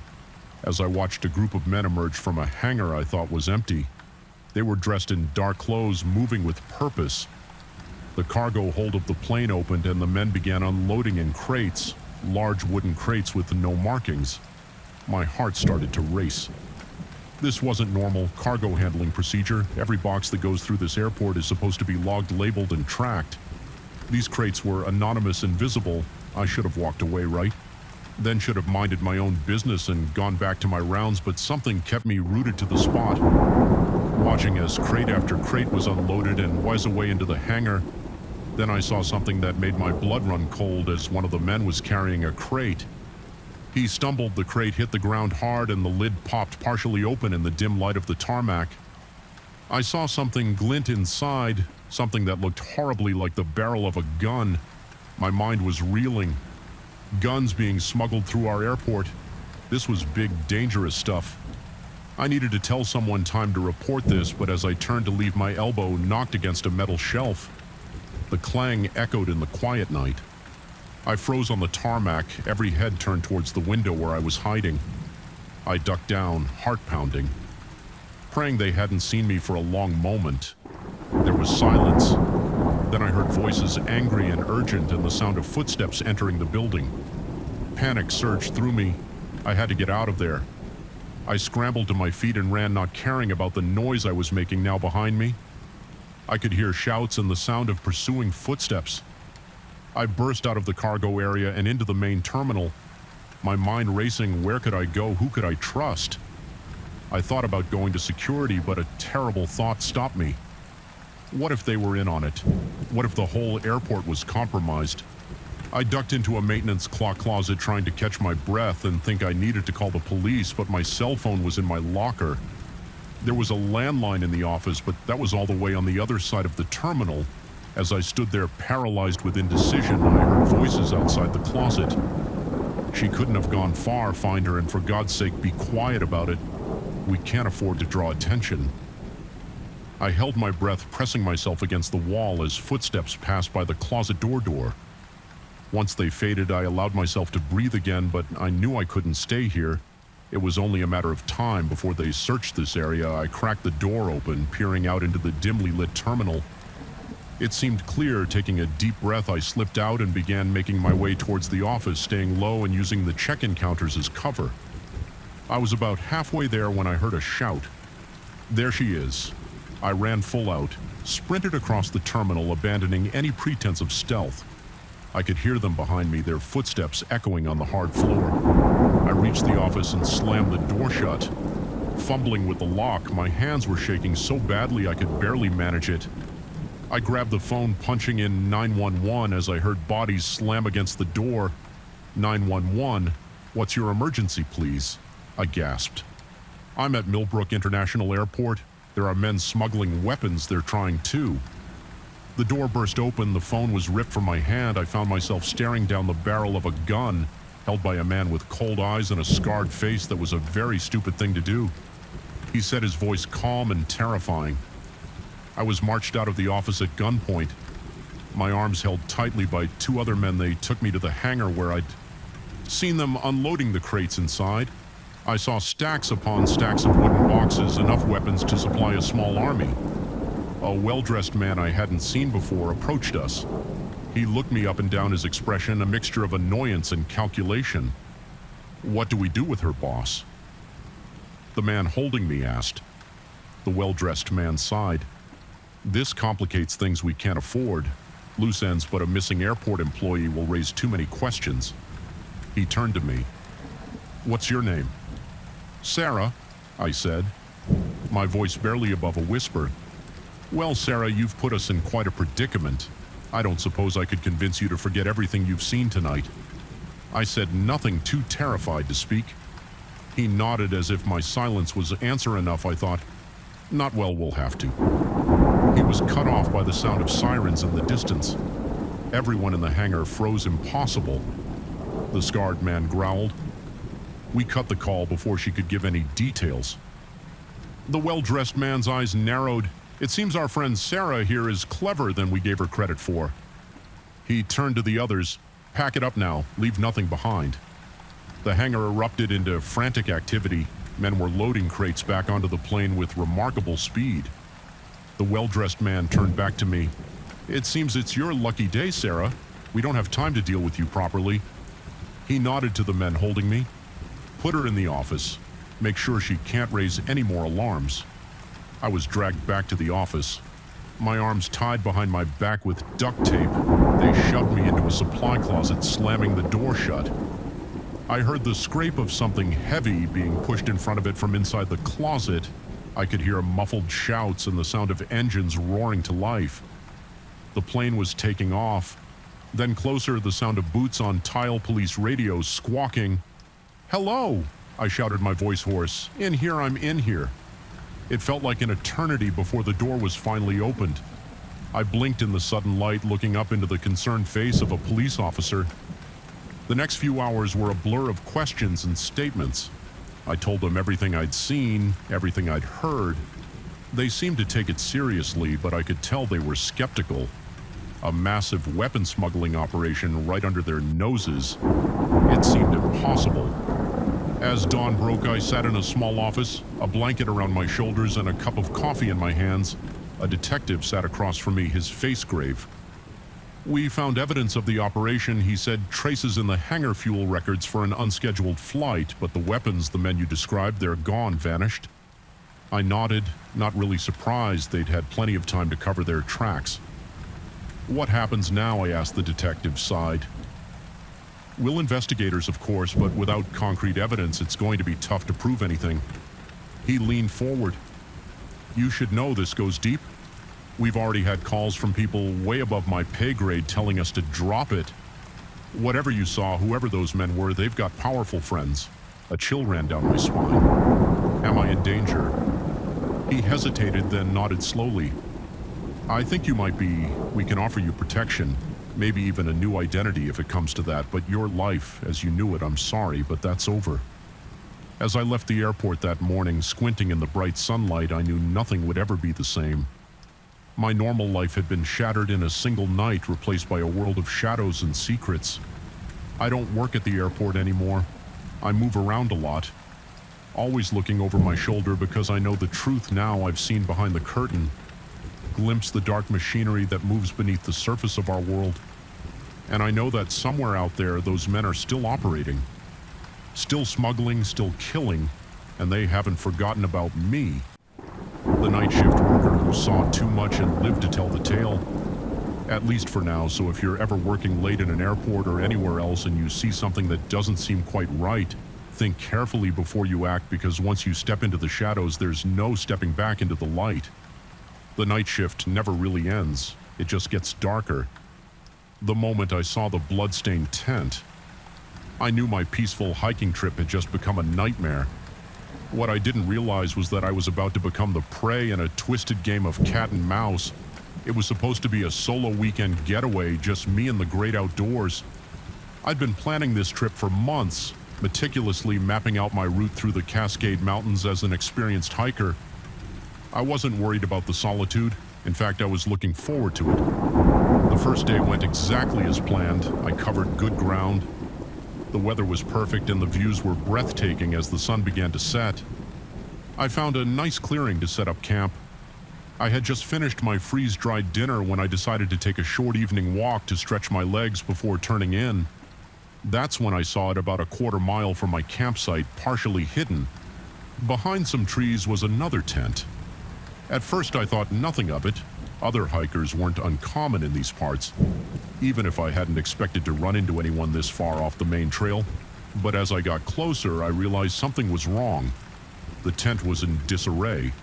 One side collapsed and the entrance flap torn, and there, stark against the green fabric, were dark stains that could only be blood.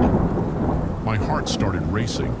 I called out, hoping that maybe someone was hurt and needed help, but only silence answered me cautiously. I approached the tent, the blood trail LED inside, taking a deep breath. I steeled myself and peered in. The interior was a scene of chaos. Sleeping bags were shredded, gear was strewn about, and more. Blood stained the floor, but there was no body, no sign of whoever had been staying here. I stumbled back, my mind reeling. What had happened? Here was it an animal attack? But if so, where was the victim? That's when I noticed the footprints, human footprints leading away from the tent and into the dense forest. And they weren't stumbling or erratic as you'd expect from someone injured. They were purposeful, evenly spaced, like someone calmly walking away from a crime scene. A chill ran down my spine as I realized the implications. That this wasn't an animal attack. This was something much worse. I needed to get out of there fast. I turned to head back to my camp, planning to pack up and hike through the night if necessary. But as I spun around, movement caught my eye. There, partially hidden behind a tree about 50 yards away, was a figure watching me. Our eyes met for a split second before the figure darted away, disappearing into the underbrush with unnatural speed. Panic surged through me. I ran, no longer caring about stealth or leaving traces. My only thought was to get back to my camp, grab my things, and get the hell out of there. I burst into my campsite, gasping for breath. My hands shook as I tried to break down my tent, constantly glancing over my shoulder, certain I'd see that figure emerging from the trees at any moment. Just as I was shoving the last of my gear into my backpack, I heard a twig snapping. Not too far away, then another closer. This time someone was approaching and they weren't trying to be quiet anymore. I slung my pack over my shoulder and ran. I didn't bother trying to find the trail in the darkness. I simply picked a direction and went pushing through branches and leaping over fallen logs behind me. I could hear pursuit. Whoever it was, they were fast, and they knew these would better than I did.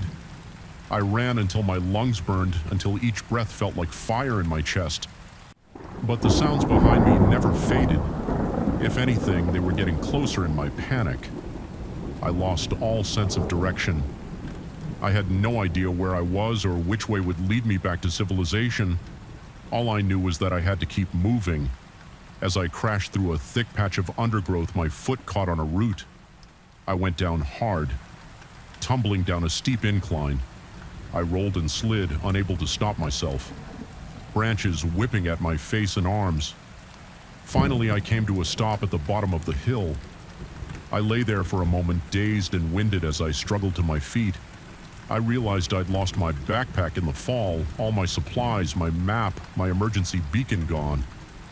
I was lost in the wilderness, in the middle of the night, being chased by God knows what. For a moment, despair threatened to overwhelm me, but then I heard it again, the sound of someone moving through the forest above me. My pursuer was still coming, ignoring the pain from my fall. I started moving again, but now I was slower, more cautious. I couldn't risk another fall, and part of me knew that at this point running blindly would only get me more lost as I picked my way through the dark forest. My mind raced. Who was chasing me? What had happened at that campsite? Was I going to end up like whoever had been in that blood-stained tent?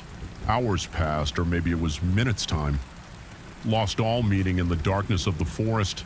I was exhausted, my body aching from the fall and the constant movement. But I didn't dare stop. Just as I was beginning to think I couldn't go on, I saw something through the trees. A light, faint, but definitely there. Hope surged through me. Civilization safety. I started moving faster, pushing towards that distant glow. As I got closer, I realized it wasn't a house or a street light, it was a campfire. I hesitated. Was this salvation, or was I walking right into danger? But I was out of options. I was lost, injured, and whoever had been chasing me could still be out there. I had to take the risk slowly. Cautiously, I approached the campfire. As I got closer, I could make out a figure sitting by the flames, an old man with a weathered face and a long gray beard. He looked up as I stumbled into the clearing, his eyes widening in surprise. "Good Lord, child," he said, his voice growly but kind. "What happened to you?" The concern in his voice broke something in me. I collapsed by the fire, the events of the night pouring out of me in a rushed, panicked stream. The bloody tent, the figure in the woods, the chase through the darkness. The old man listened silently, his face growing grave. When I finished, he nodded slowly. "You're not the first," he said, poking at the fire with a stick. "Been hearing stories for years about hikers going missing in these parts, folks finding abandoned camps just like the one you described. Most people think it's animal attacks, bears maybe, but I've always thought there was something off about it all." He looked at me, his eyes serious. "You're lucky you found your way here. Whatever's out there, it doesn't come near my camp. Don't know why, don't much care to find out." Neither. I spent the rest of the night by the old man's fire, jumping at every sound from the forest. When dawn finally broke, he gave me directions back to the ranger station.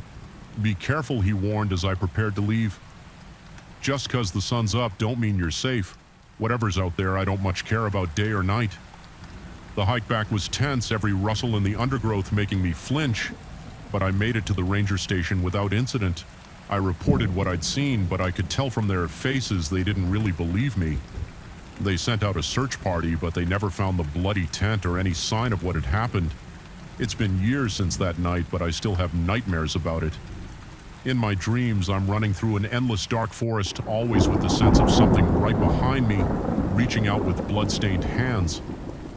I don't go hiking anymore, at least.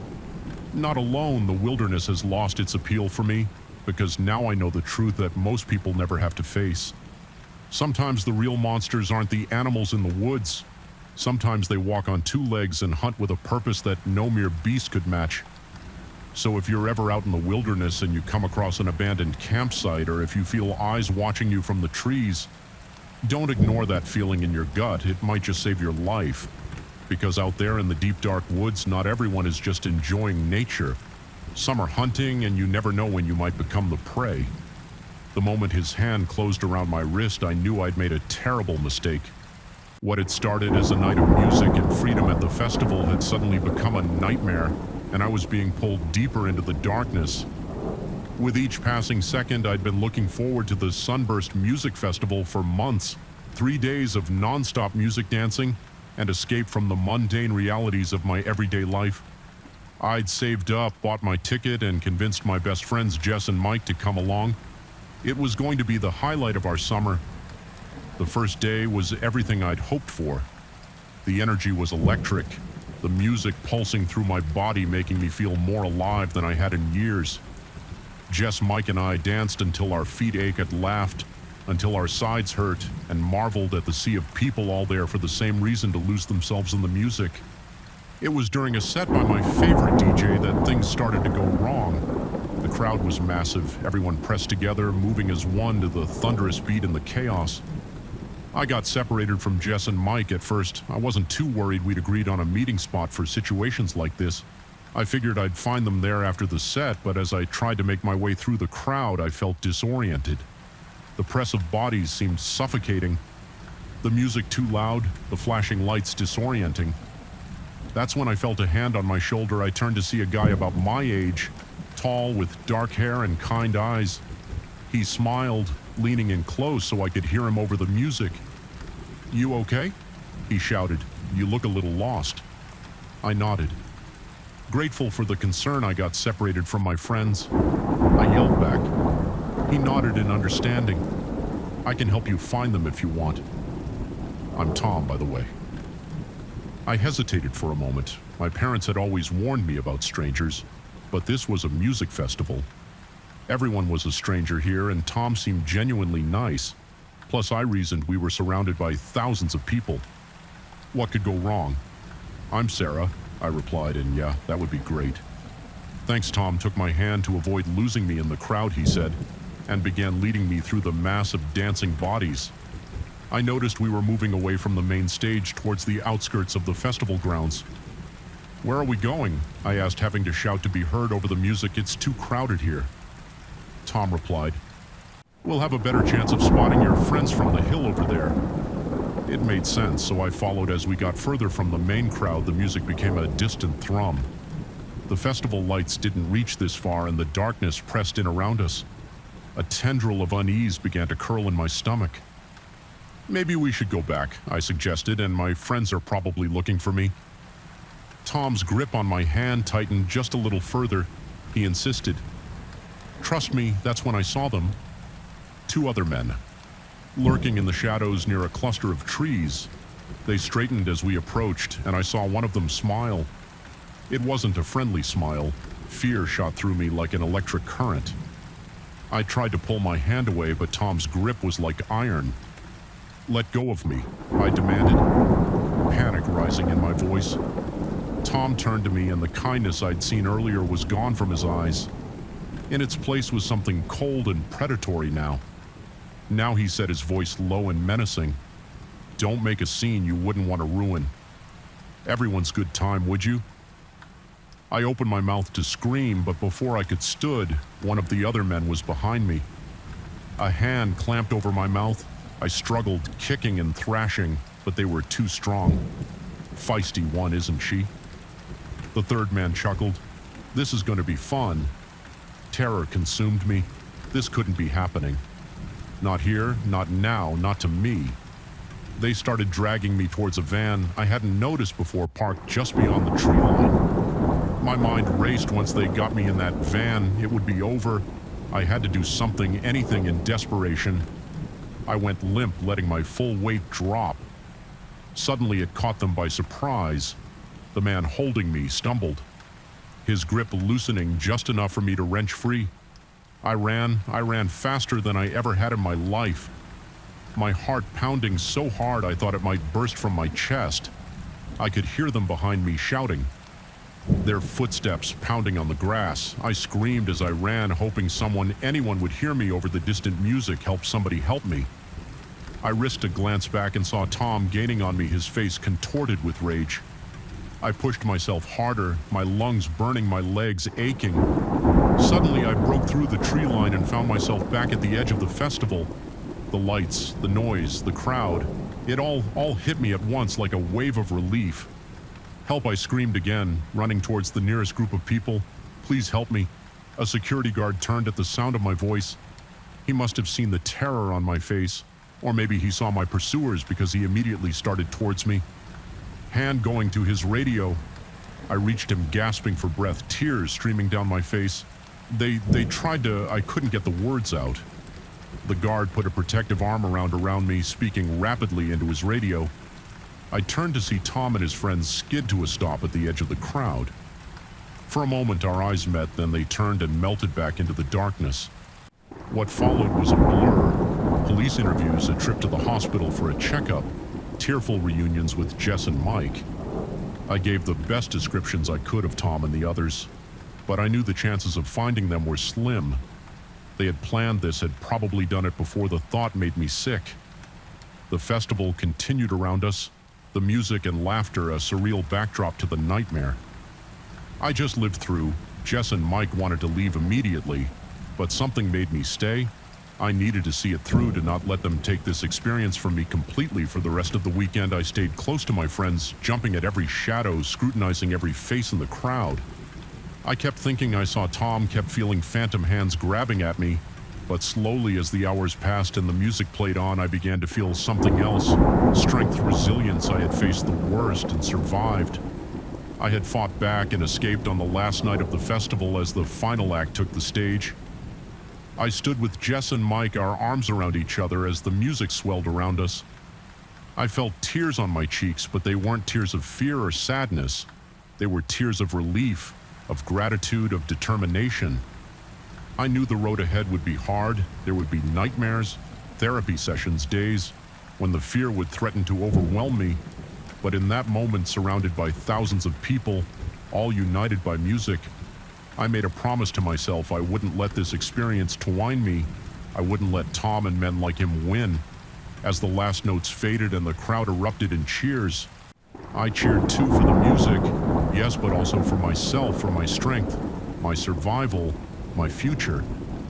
The Sunburst Music Festival wasn't the carefree experience I'd hoped for. Instead, it was the crucible in which a stronger version of myself was forged, a version that knew the dangers of the world but refused to be cowed by them, a version that would always be more cautious, yes, but also more appreciative of every moment of joy and freedom. Now when I hear the songs that played that weekend, I don't just remember the fear, I remember the strength I found, the friends who stood by me, the kindness of strangers who came to my aid, and I danced not despite what happened, but because of it. Because every beat, every note, every moment of joy is a victory over those who tried to take it all away. So if you're ever at a festival or any crowded place and you see someone who looks lost or uncomfortable, reach out, be the help they need, because sometimes the difference between a night of fun and a lifetime of trauma is just one act of kindness, and you never know when you might be the one who needs that kindness yourself. The moment I saw my own face staring back at me from the pile of photos on his coffee table, I knew I'd made a terrible mistake. What had started as a simple online purchase had turned into a nightmare that would haunt me for years to come. It all began with a vintage guitar I'd been searching for months, trolling through online marketplaces and secondhand shops, looking for the perfect instrument to add to my collection when I stumbled across the listing for a 1967 Fender Stratocaster in cherry red. I couldn't believe my luck. The price was steep, but not unreasonable for such a rare find. The seller, a guy named Rick, had excellent reviews and seemed knowledgeable about vintage instruments. We messaged back and forth for a few days discussing the guitar's history and condition. Rick was friendly and accommodating, even offering to meet in person so I could inspect the guitar before buying it. Seemed too good to be true, but my excitement clouded my judgment. We agreed to meet at a local coffee shop. I arrived early, nursing an overpriced latte and trying to contain my anticipation. When Rick walked in, guitar case in hand, I felt a mixture of relief and excitement.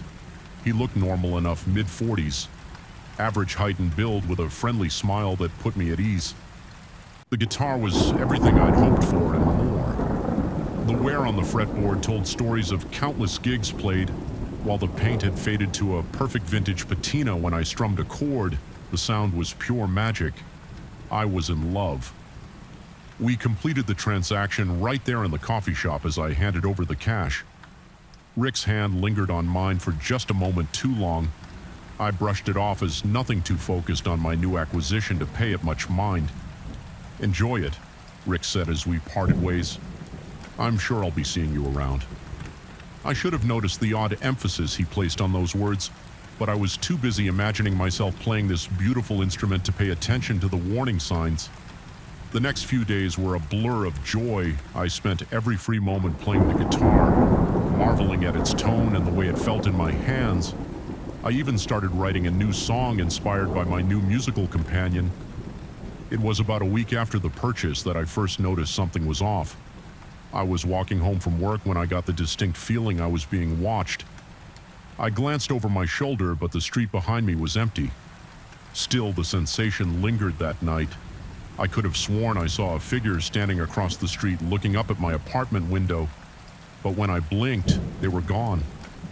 I told myself I was being paranoid, that the streetlights were playing tricks on my eyes. The next day, I received a text from an unknown number. "Hope you're enjoying the guitar. It sounds beautiful when you play." A chill ran down my spine. How did this person know I was playing, and how did they get my number? I tried to convince myself it was just Rick following up on the sale, but something about the message felt off. I replied, asking who it was. No response came over the next few weeks. The strange occurrences escalated.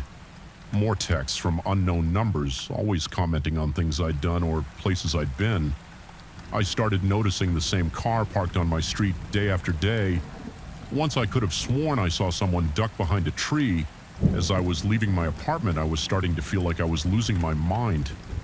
I couldn't shake the feeling of being watched, of eyes following my every move. I stopped playing the guitar irrationally, feeling like it was somehow connected to these events. Then came the photos. They started showing up in my mailbox, pictures of me going about my daily life, me at work, at the grocery store, meeting friends for dinner, all taken from a distance without my knowledge. With each new photo, my fear grew. This wasn't just paranoia anymore. Someone was stalking me. I went to the police, but without concrete evidence of a threat, there wasn't much they could do. They took a report and told me to document any further incidents. I felt helpless and alone. It all came to a head one night when I heard a noise outside my bedroom window. I froze in bed, said heart pounding as I heard the distinct sound of someone trying to jimmy the lock in a panic. I called 911. Whispering frantically to the operator, the police arrived within minutes, their sirens shattering the quiet night. I heard running footsteps, then silence when I finally worked up the courage to look outside. The street was empty save for the police cars, but on my windowsill was a single red guitar pick. The officer took my statement, dusted for prints, and promised to increase patrols in the area. But we all knew it wasn't enough. Whoever was doing this was patient, methodical. They wouldn't be scared off so easily in desperation. I decided to confront Rick. He was the only connection I could think of, the starting point of this whole nightmare. I messaged him asking to meet. To my surprise, he agreed. Readily, we met at the same coffee shop as before. Rick looked exactly as I remembered, but now his friendly demeanor seemed sinister, his smile predatory. "I know it's you," I said, trying to keep my voice steady. "The texts, the photos, all of it. Why are you doing this?" Rick's smile never faltered.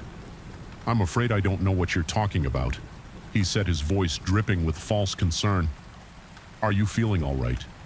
"Don't play dumb," I hissed. "I'll go to the police. You'll..." "What?" Rick interrupted, his voice suddenly hard. "Tell them the man who sold you a guitar is stalking you without proof. Be careful with accusations like that. They can get a person in trouble." The threat was clear. I left the coffee shop shaken, no closer to answers, but now certain of Rick's involvement that night. I couldn't sleep. Every creak of the building, every car passing outside had me on edge. Around 2 a.m., I heard a key turning in my front door lock. Panic surged through me. I grabbed my phone ready to call 911 and looked around frantically for a weapon. The guitar was leaning against the wall. I grabbed it, hefting it like a club. The door opened slowly. A figure stepped inside. "I told you I'd be seeing you around." Rick's voice came from the darkness. I didn't think I swung the guitar with all my might. There was a sickening crunch as it connected with Rick's head. He went down hard. I stood there shaking the ruined guitar still in my hands as Rick lay motionless on my floor with trembling fingers. I called 911 for the second time that week. What followed was a blur of police interviews, legal proceedings, and therapy sessions. The full extent of Rick's obsession came to light. He had been stalking not just me, but several other musicians who had bought instruments from him. My apartment was filled with evidence, photos, notes, detailed logs of my daily routines. In the end, Rick went to prison and I was left to pick up the pieces of my life. The vintage Stratocaster, the object that had started it all, was held as evidence for months before being returned to me. By then, I couldn't bear to look at it. I ended up donating it to a music school, hoping it would bring joy to someone else without the dark memories attached. It's been years since that night, but the effects linger.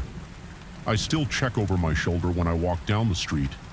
I triple-check my locks every night, and I never ever buy anything online without thoroughly vetting the seller. The experience changed me, made me more cautious, more aware of the potential dangers lurking behind seemingly innocent interactions, but it also showed me my own strength, my ability to fight back when cornered. I still play guitar, though it took me a long time to pick one up again. Now when I play, it's not just for the love of music, but as an act of defiance. Each note is a reminder that I survived, that I didn't let fear win. So if you're ever buying something online, especially if it involves meeting the seller in person, be careful, trust your instincts, and remember that sometimes the most dangerous predators are the ones hiding behind a friendly smile and a too-good-to-be-true offer.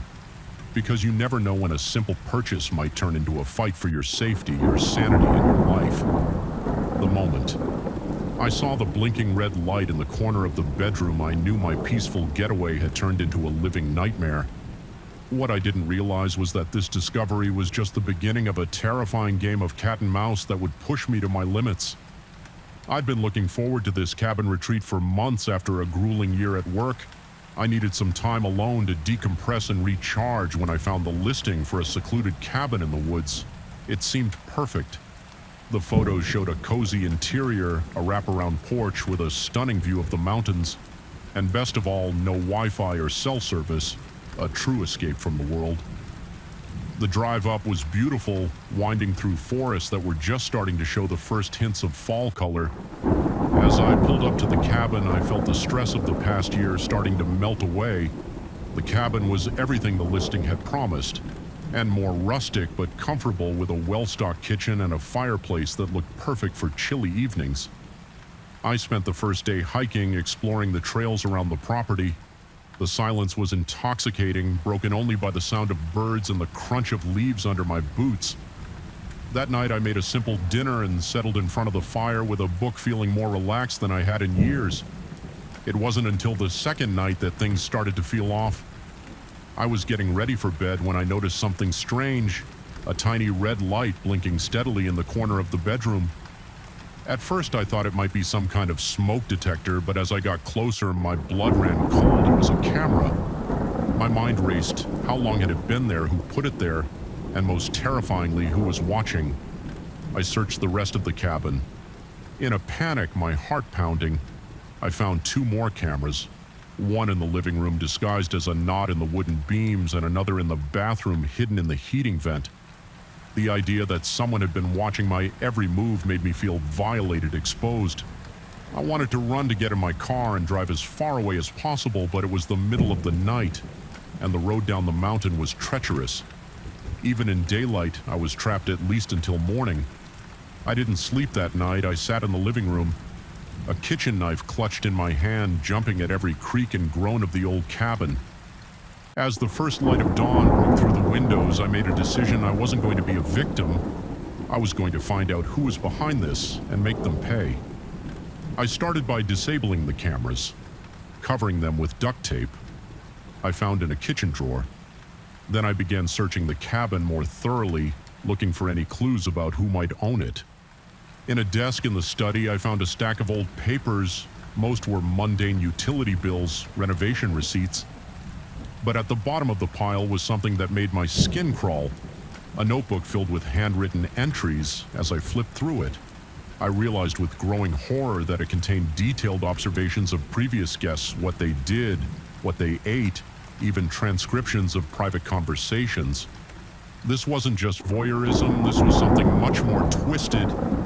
Just as I was processing this discovery, I heard a sound that made my blood freeze. A car pulling up outside the cabin. Whoever was behind this was here.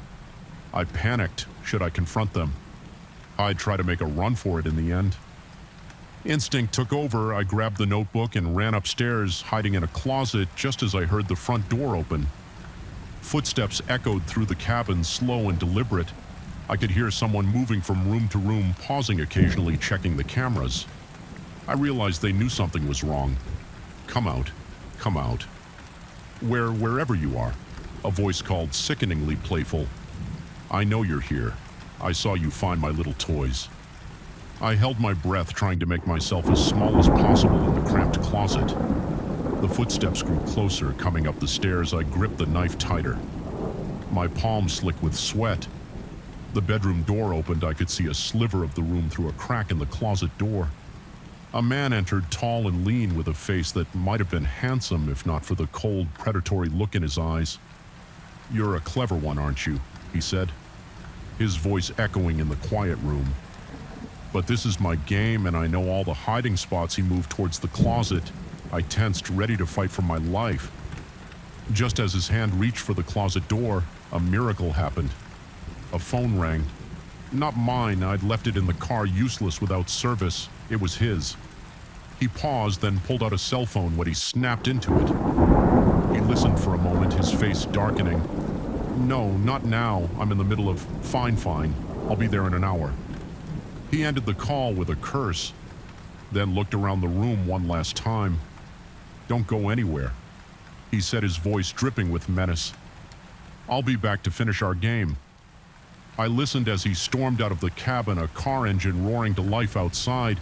Only when the sound had faded completely did I allow myself to breathe. I knew I had a small window of opportunity and I couldn't waste it. I ran downstairs and out to my car, my hands shaking so badly I could barely get the key in the ignition as I sped. Down the mountain road, my mind raced. I couldn't go to the local police. For all I knew, he could have connections there. I needed to get as far away as possible. I drove for hours, not daring to stop, constantly checking my rearview mirror for signs of pursuit. It wasn't until I'd crossed 2 state lines that I finally felt safe enough to pull over at a rest stop. As the adrenaline wore off, the full weight of what had happened hit me. I broke down sobbing in my car, overwhelmed by fear, relief, and lingering violation when I collected myself. I knew what I had to do. I drove to the nearest FBI field office and turned over everything, my story. The notebook photos I'd taken of the hidden cameras. The agents were grim-faced as they listened, assuring me they'd investigate fully in the weeks that followed. The true scope of the horror came to light. The man whose real name I never learned had been running his sick game for years. Dozens of cabins, hundreds of victims. Some he just watched, others the FBI was less clear about. But the haunted looks in the agent's eyes told me everything I needed to know. They caught him. Eventually, my evidence was a key part in bringing him down, but the victory felt hollow. I still jumped at shadows, still woke up in cold sweats, imagining hidden eyes watching me. I couldn't stay in my apartment after that. Everywhere I looked, I imagined cameras. I moved to a new city, started over. Slowly, I began to heal, but I never went on another vacation rental. I never stayed anywhere I couldn't control, and I never ever ignored that nagging feeling that something wasn't quite right. Years have passed, and most days I can almost forget what happened. But sometimes when I'm alone in a quiet room, I could swear I hear the faint sound of a camera shutter in those moments. The fear comes rushing back as fresh as it was in that cabin. I share my story now as a warning to remind people that the world can be a dangerous place, that evil can hide behind the most picturesque facades, but also to show that it's possible to survive, to fight back, to reclaim your life. So the next time you're in a new place and something feels off, don't ignore it. Don't let politeness or discomfort keep you from asking questions, from protecting yourself, because you never know when a dream vacation might turn into a nightmare. And in the game of cat and mouse, it's always better to be the cat. The first time I heard the screams coming from next door, I told myself it was just the TV. By the third night, I knew I was living next to a monster. What I didn't realize was how deep the rabbit hole of horror truly went. I'd only been in my new apartment for a week when it started. The building was old, a bit run down, but it was all I could afford on my entry-level salary. My neighbor, a middle-aged man named Frank, had seemed friendly enough when I moved in. He'd even helped me carry a few boxes up the stairs. "Welcome to the building," he'd said with a smile that didn't quite reach his eyes.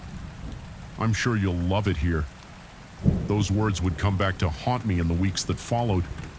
It was a Tuesday night when I first heard it. A muffled scream quickly cut off. I sat up in bed, heart pounding, straining my ears in the darkness, but all I heard was silence.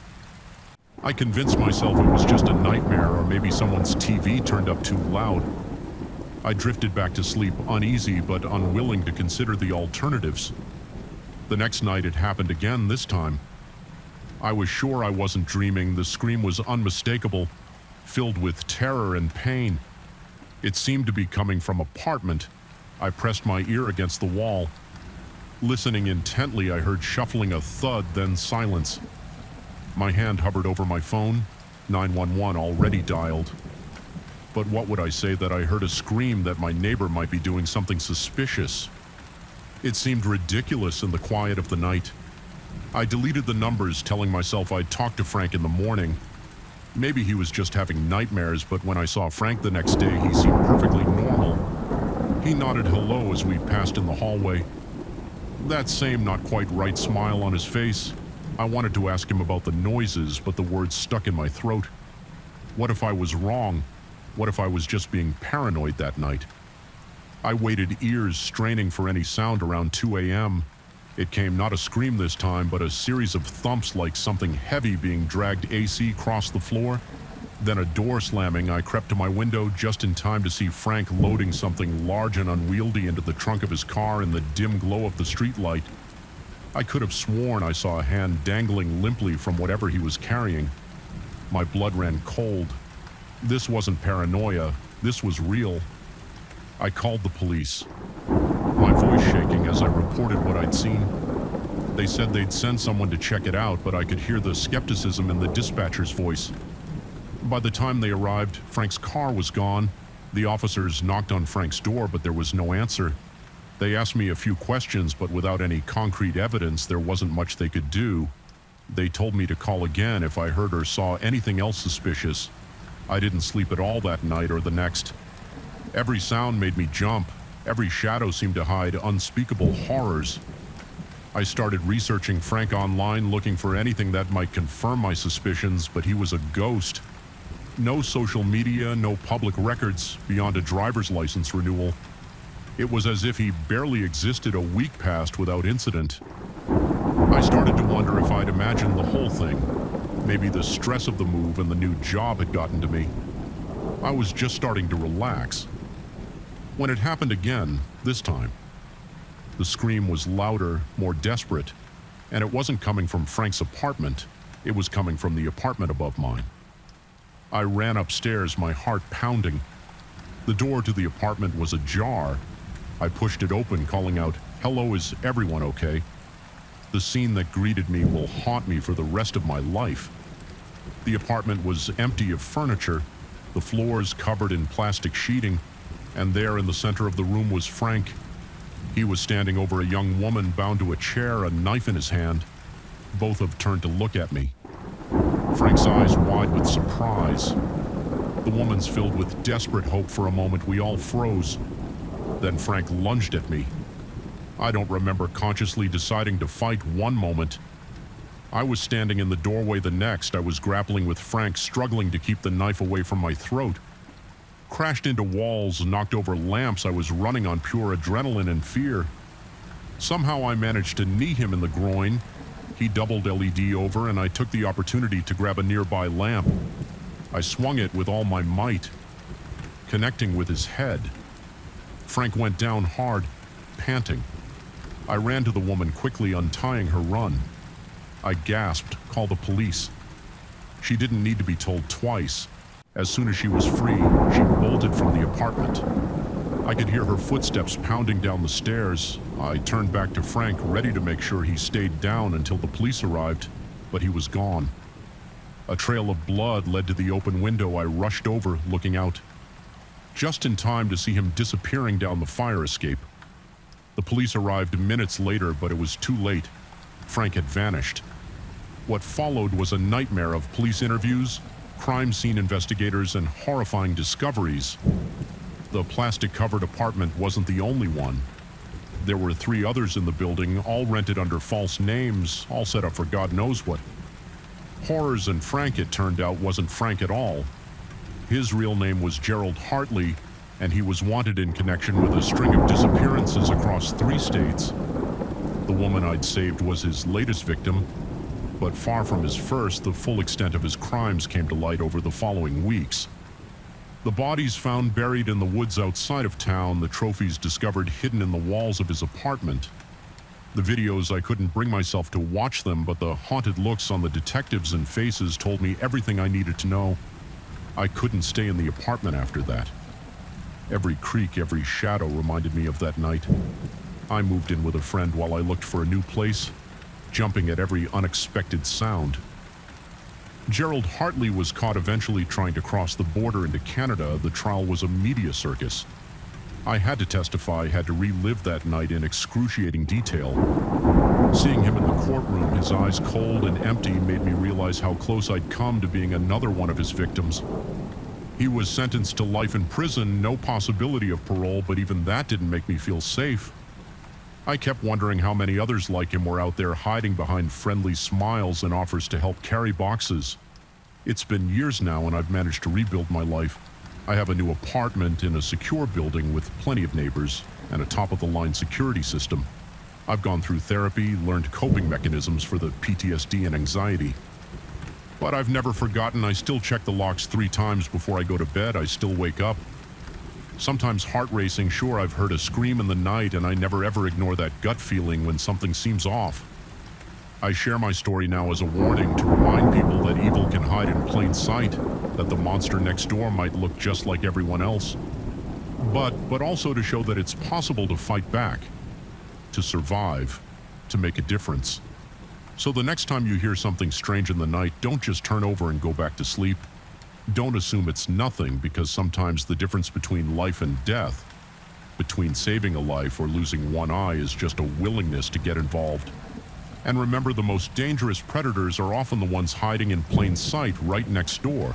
The moment I saw the unmarked van pull up to the loading dock at 2 a.m., I knew something was terribly wrong.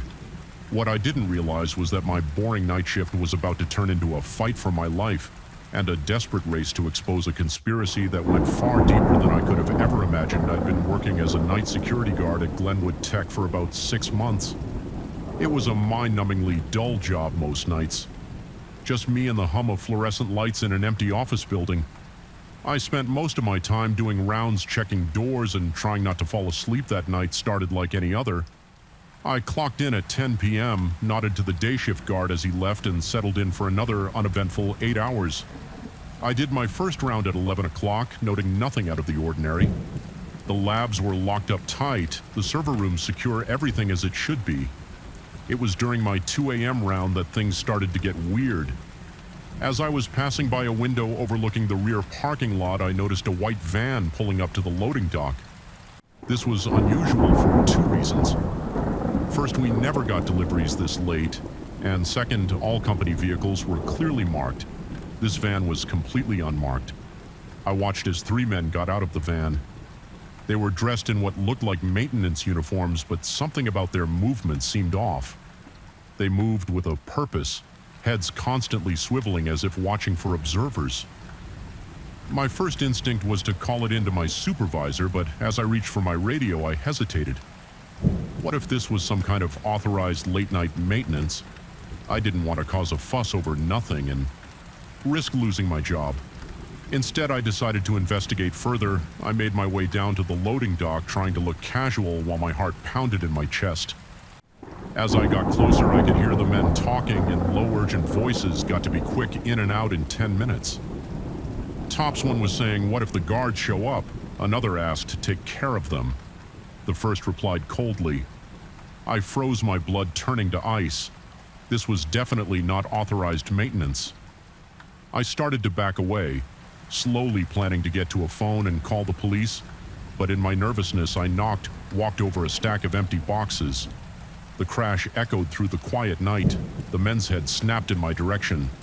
"Hey, you there, stop one of them!" Shouted. I ran faster than I'd ever run in my life. Sprinting back into the building, I could hear their footsteps pounding behind me. I knew I couldn't outrun them forever. I needed a plan. I ducked into one of the research labs, frantically looking for a place to hide. That's when I saw it. A laptop still on its screen, glowing in the darkness. Without thinking, I rushed over to it. The computer belonged to Dr. Sarah Chen, one of Glenn Wood's top researchers, and it was open to a folder labeled Project Blacklight. My curiosity overrode my fear for a moment, and I started scrolling through the files. What I saw made my blood run cold. Schematics for what looked like advanced weapons, financial records showing massive off-the-books payments, and most chillingly, a list of names, politicians, military officials, corporate executives with notes detailing their susceptibility to persuasion. I realized with growing horror that I had stumbled onto something huge. Glenwood wasn't just a tech company, it was the center of some kind of vast conspiracy. The sound of approaching footsteps snapped me back to reality. I didn't have time to process what I'd seen. I needed to get this information out. I spotted a USB drive on the desk and quickly started copying files. The door burst open just as the file transfer completed. I yanked out the USB drive and dove under the desk as the men entered the room, check everywhere. One of them growled that Rent AOP couldn't have gotten far. I held my breath as they searched the lab, praying they wouldn't find me after what felt like an eternity. They moved on to the next room as soon as the coast was clear. I crawled out from my hiding spot and made a break for it. I managed to make it to the security office and locked myself in my hands. Shook as I tried to think of what to do next. I couldn't call the police, for all I knew they were involved in this too. I needed to get this information to someone I could trust.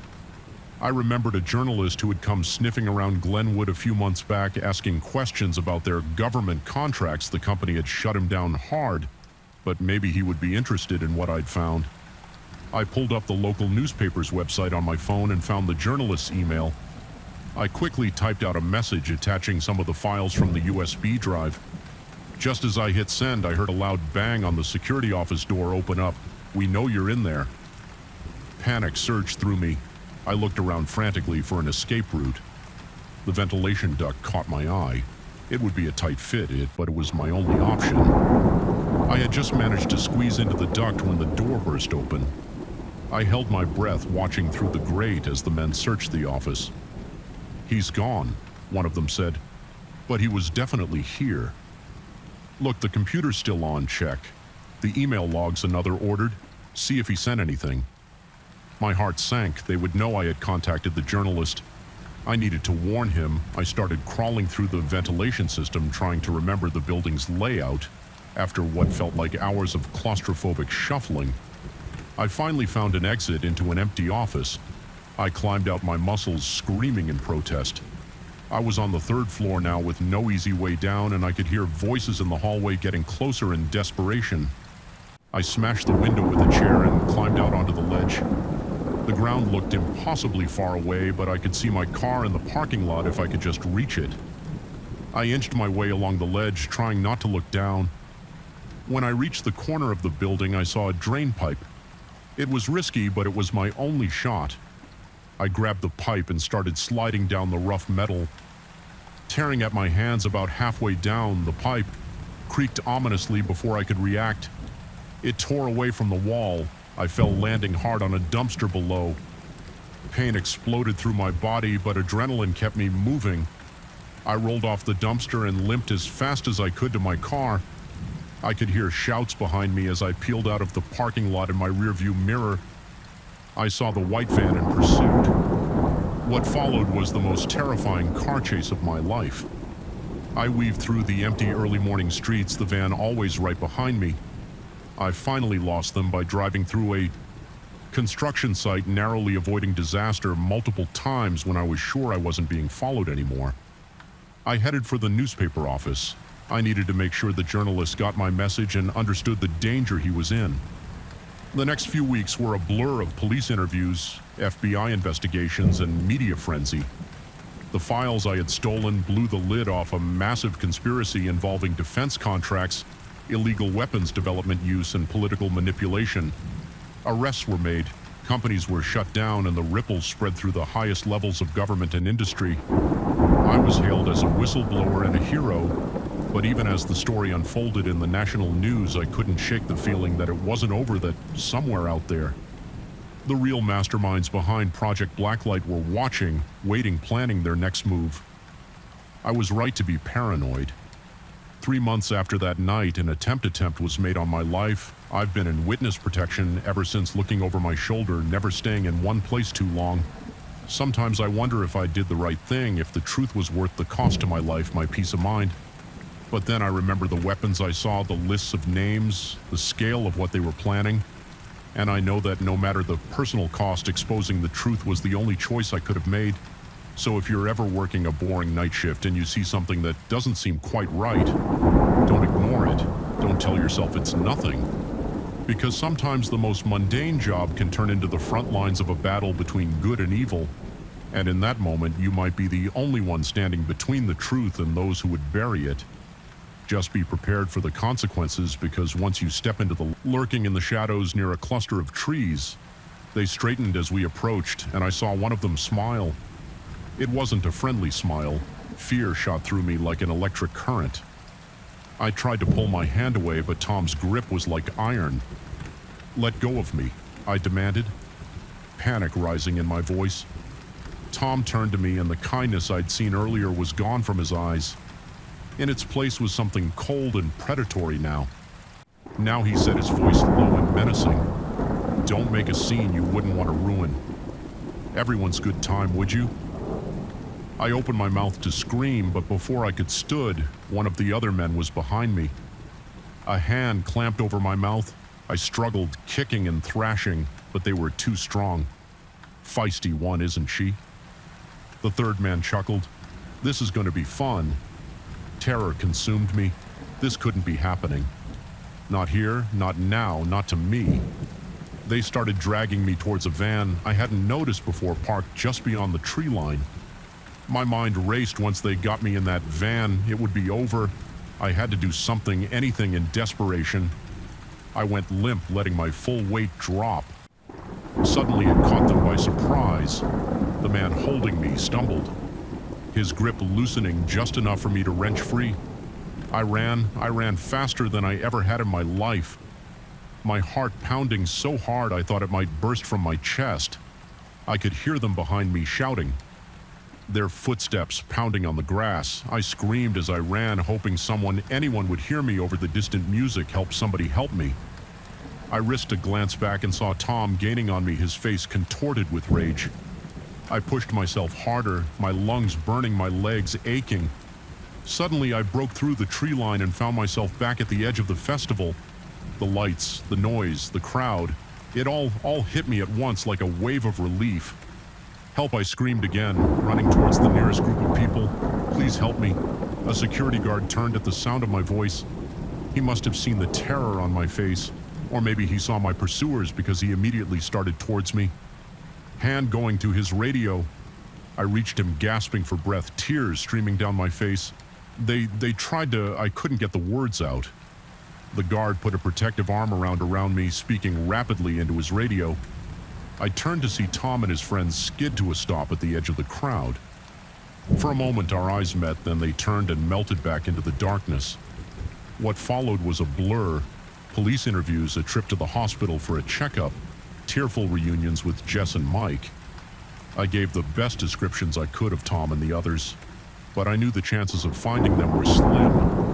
They had planned this, had probably done it before. The thought made me sick. The festival continued around us. the music and laughter a surreal backdrop to the nightmare. I just lived through. Jess and Mike wanted to leave immediately, but something made me stay. I needed to see it through to not let them take this experience from me completely. For the rest of the weekend, I stayed close to my friends, jumping at every shadow, scrutinizing every face in the crowd.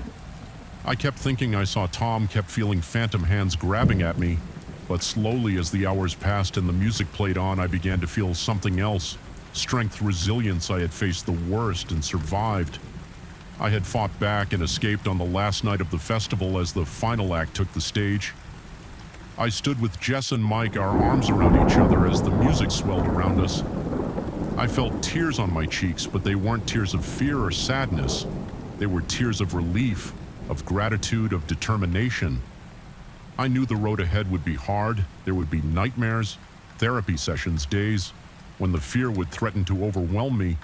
But in that moment, surrounded by thousands of people, all united by music, I made a promise to myself I wouldn't let this experience twine me. I wouldn't let Tom and men like him win. As the last notes faded and the crowd erupted in cheers, I cheered too, for the music, yes, but also for myself, for my strength, my survival, my future. The Sunburst Music Festival wasn't the carefree experience I'd hoped for. Instead, it was the crucible in which a stronger version of myself was forged, a version that knew the dangers of the world but refused to be cowed by them, a version that would always be more cautious, yes, but also more appreciative of every moment of joy and freedom. Now when I hear the songs that played that weekend, I don't just remember the fear. I remember the strength I found, the friends who stood by me, the kindness of strangers who came to my aid, and I danced not despite what happened, but because of it. Because every beat, every note, every moment of joy is a victory over those who tried to take it all away. So if you're ever at a festival or any crowded place and you see someone who looks lost or uncomfortable, reach out, be the help they need, because sometimes the difference between a night of fun and a lifetime of trauma is just one act of kindness, and you never know when you might be the one who needs that kindness yourself. The moment I saw my own face staring back at me from the pile of photos on his coffee table, I knew I'd made a terrible mistake. What had started as a simple online purchase had turned into a nightmare that would haunt me for years to come. It all began with a vintage guitar I'd been searching for months, trolling through online marketplaces and secondhand shops, looking for the perfect instrument to add to my collection when I stumbled across the listing for a 1967 Fender Stratocaster in cherry red. I couldn't believe my luck. The price was steep, but not unreasonable for such a rare find. The seller, a guy named Rick, had excellent reviews and seemed knowledgeable about vintage instruments. We messaged back and forth for a few days discussing the guitar's history and condition. Rick was friendly and accommodating, even offering to meet in person so I could inspect the guitar before buying it. Seemed too good to be true, but my excitement clouded my judgment. We agreed to meet at a local coffee shop. I arrived early, nursing an overpriced latte and trying to contain my anticipation. When Rick walked in, guitar case in hand, I felt a mixture of relief and excitement. He looked normal enough, mid-40s, average height and build, with a friendly smile that put me at ease. The guitar was everything I'd hoped for and more. The wear on the fretboard told stories of countless gigs played, while the paint had faded to a perfect vintage patina. When I strummed a chord, the sound was pure magic. I was in love. We completed the transaction right there in the coffee shop as I handed over the cash. Rick's hand lingered on mine for just a moment too long. I brushed it off as nothing too focused on my new acquisition to pay it much mind. "Enjoy it," Rick said as we parted ways. "I'm sure I'll be seeing you around." I should have noticed the odd emphasis he placed on those words, but I was too busy imagining myself playing this beautiful instrument to pay attention to the warning signs. The next few days were a blur of joy. I spent every free moment playing the guitar, marveling at its tone and the way it felt in my hands. I even started writing a new song inspired by my new musical companion. It was about a week after the purchase that I first noticed something was off. I was walking home from work when I got the distinct feeling I was being watched. I glanced over my shoulder, but the street behind me was empty. Still, the sensation lingered that night. I could have sworn I saw a figure standing across the street looking up at my apartment window. but when I blinked, they were gone. I told myself I was being paranoid, that the streetlights were playing tricks on my eyes. The next day, I received a text from an unknown number. "Hope you're enjoying the guitar. It sounds beautiful when you play." A chill ran down my spine. How did this person know I was playing, and how did they get my number? I tried to convince myself it was just Rick following up on the sale, but something about the message felt off. I replied, asking who it was. No response came over the next few weeks. The strange occurrences escalated. More texts from unknown numbers, always commenting on things I'd done or places I'd been. I started noticing the same car parked on my street day after day. Once I could have sworn I saw someone duck behind a tree. As I was leaving my apartment, I was starting to feel like I was losing my mind. I couldn't shake the feeling of being watched, of eyes following my every move. I stopped playing the guitar irrationally, feeling like it was somehow connected to these events. Then came the photos. They started showing up in my mailbox, pictures of me going about my daily life, me at work, at the grocery store, meeting friends for dinner, all taken from a distance without my knowledge. With each new photo, my fear grew. This wasn't just paranoia anymore. Someone was stalking me. I went to the police, but without concrete evidence of a threat, there wasn't much they could do. They took a report and told me to document any further incidents. I felt helpless and alone. It all came to a head one night when I heard a noise outside my bedroom window. I froze in bed, said heart pounding as I heard the distinct sound of someone trying to jimmy the lock in a panic. I called 911. Whispering frantically to the operator, the police arrived within minutes, their sirens shattering the quiet night. I heard running footsteps, then silence when I finally worked up the courage to look outside. The street was empty save for the police cars, but on my windowsill was a single red guitar pick. The officer took my statement, dusted for prints, and promised to increase patrols in the area. But we all knew it wasn't enough. Whoever was doing this was patient, methodical. They wouldn't be scared off so easily in desperation. I decided to confront Rick.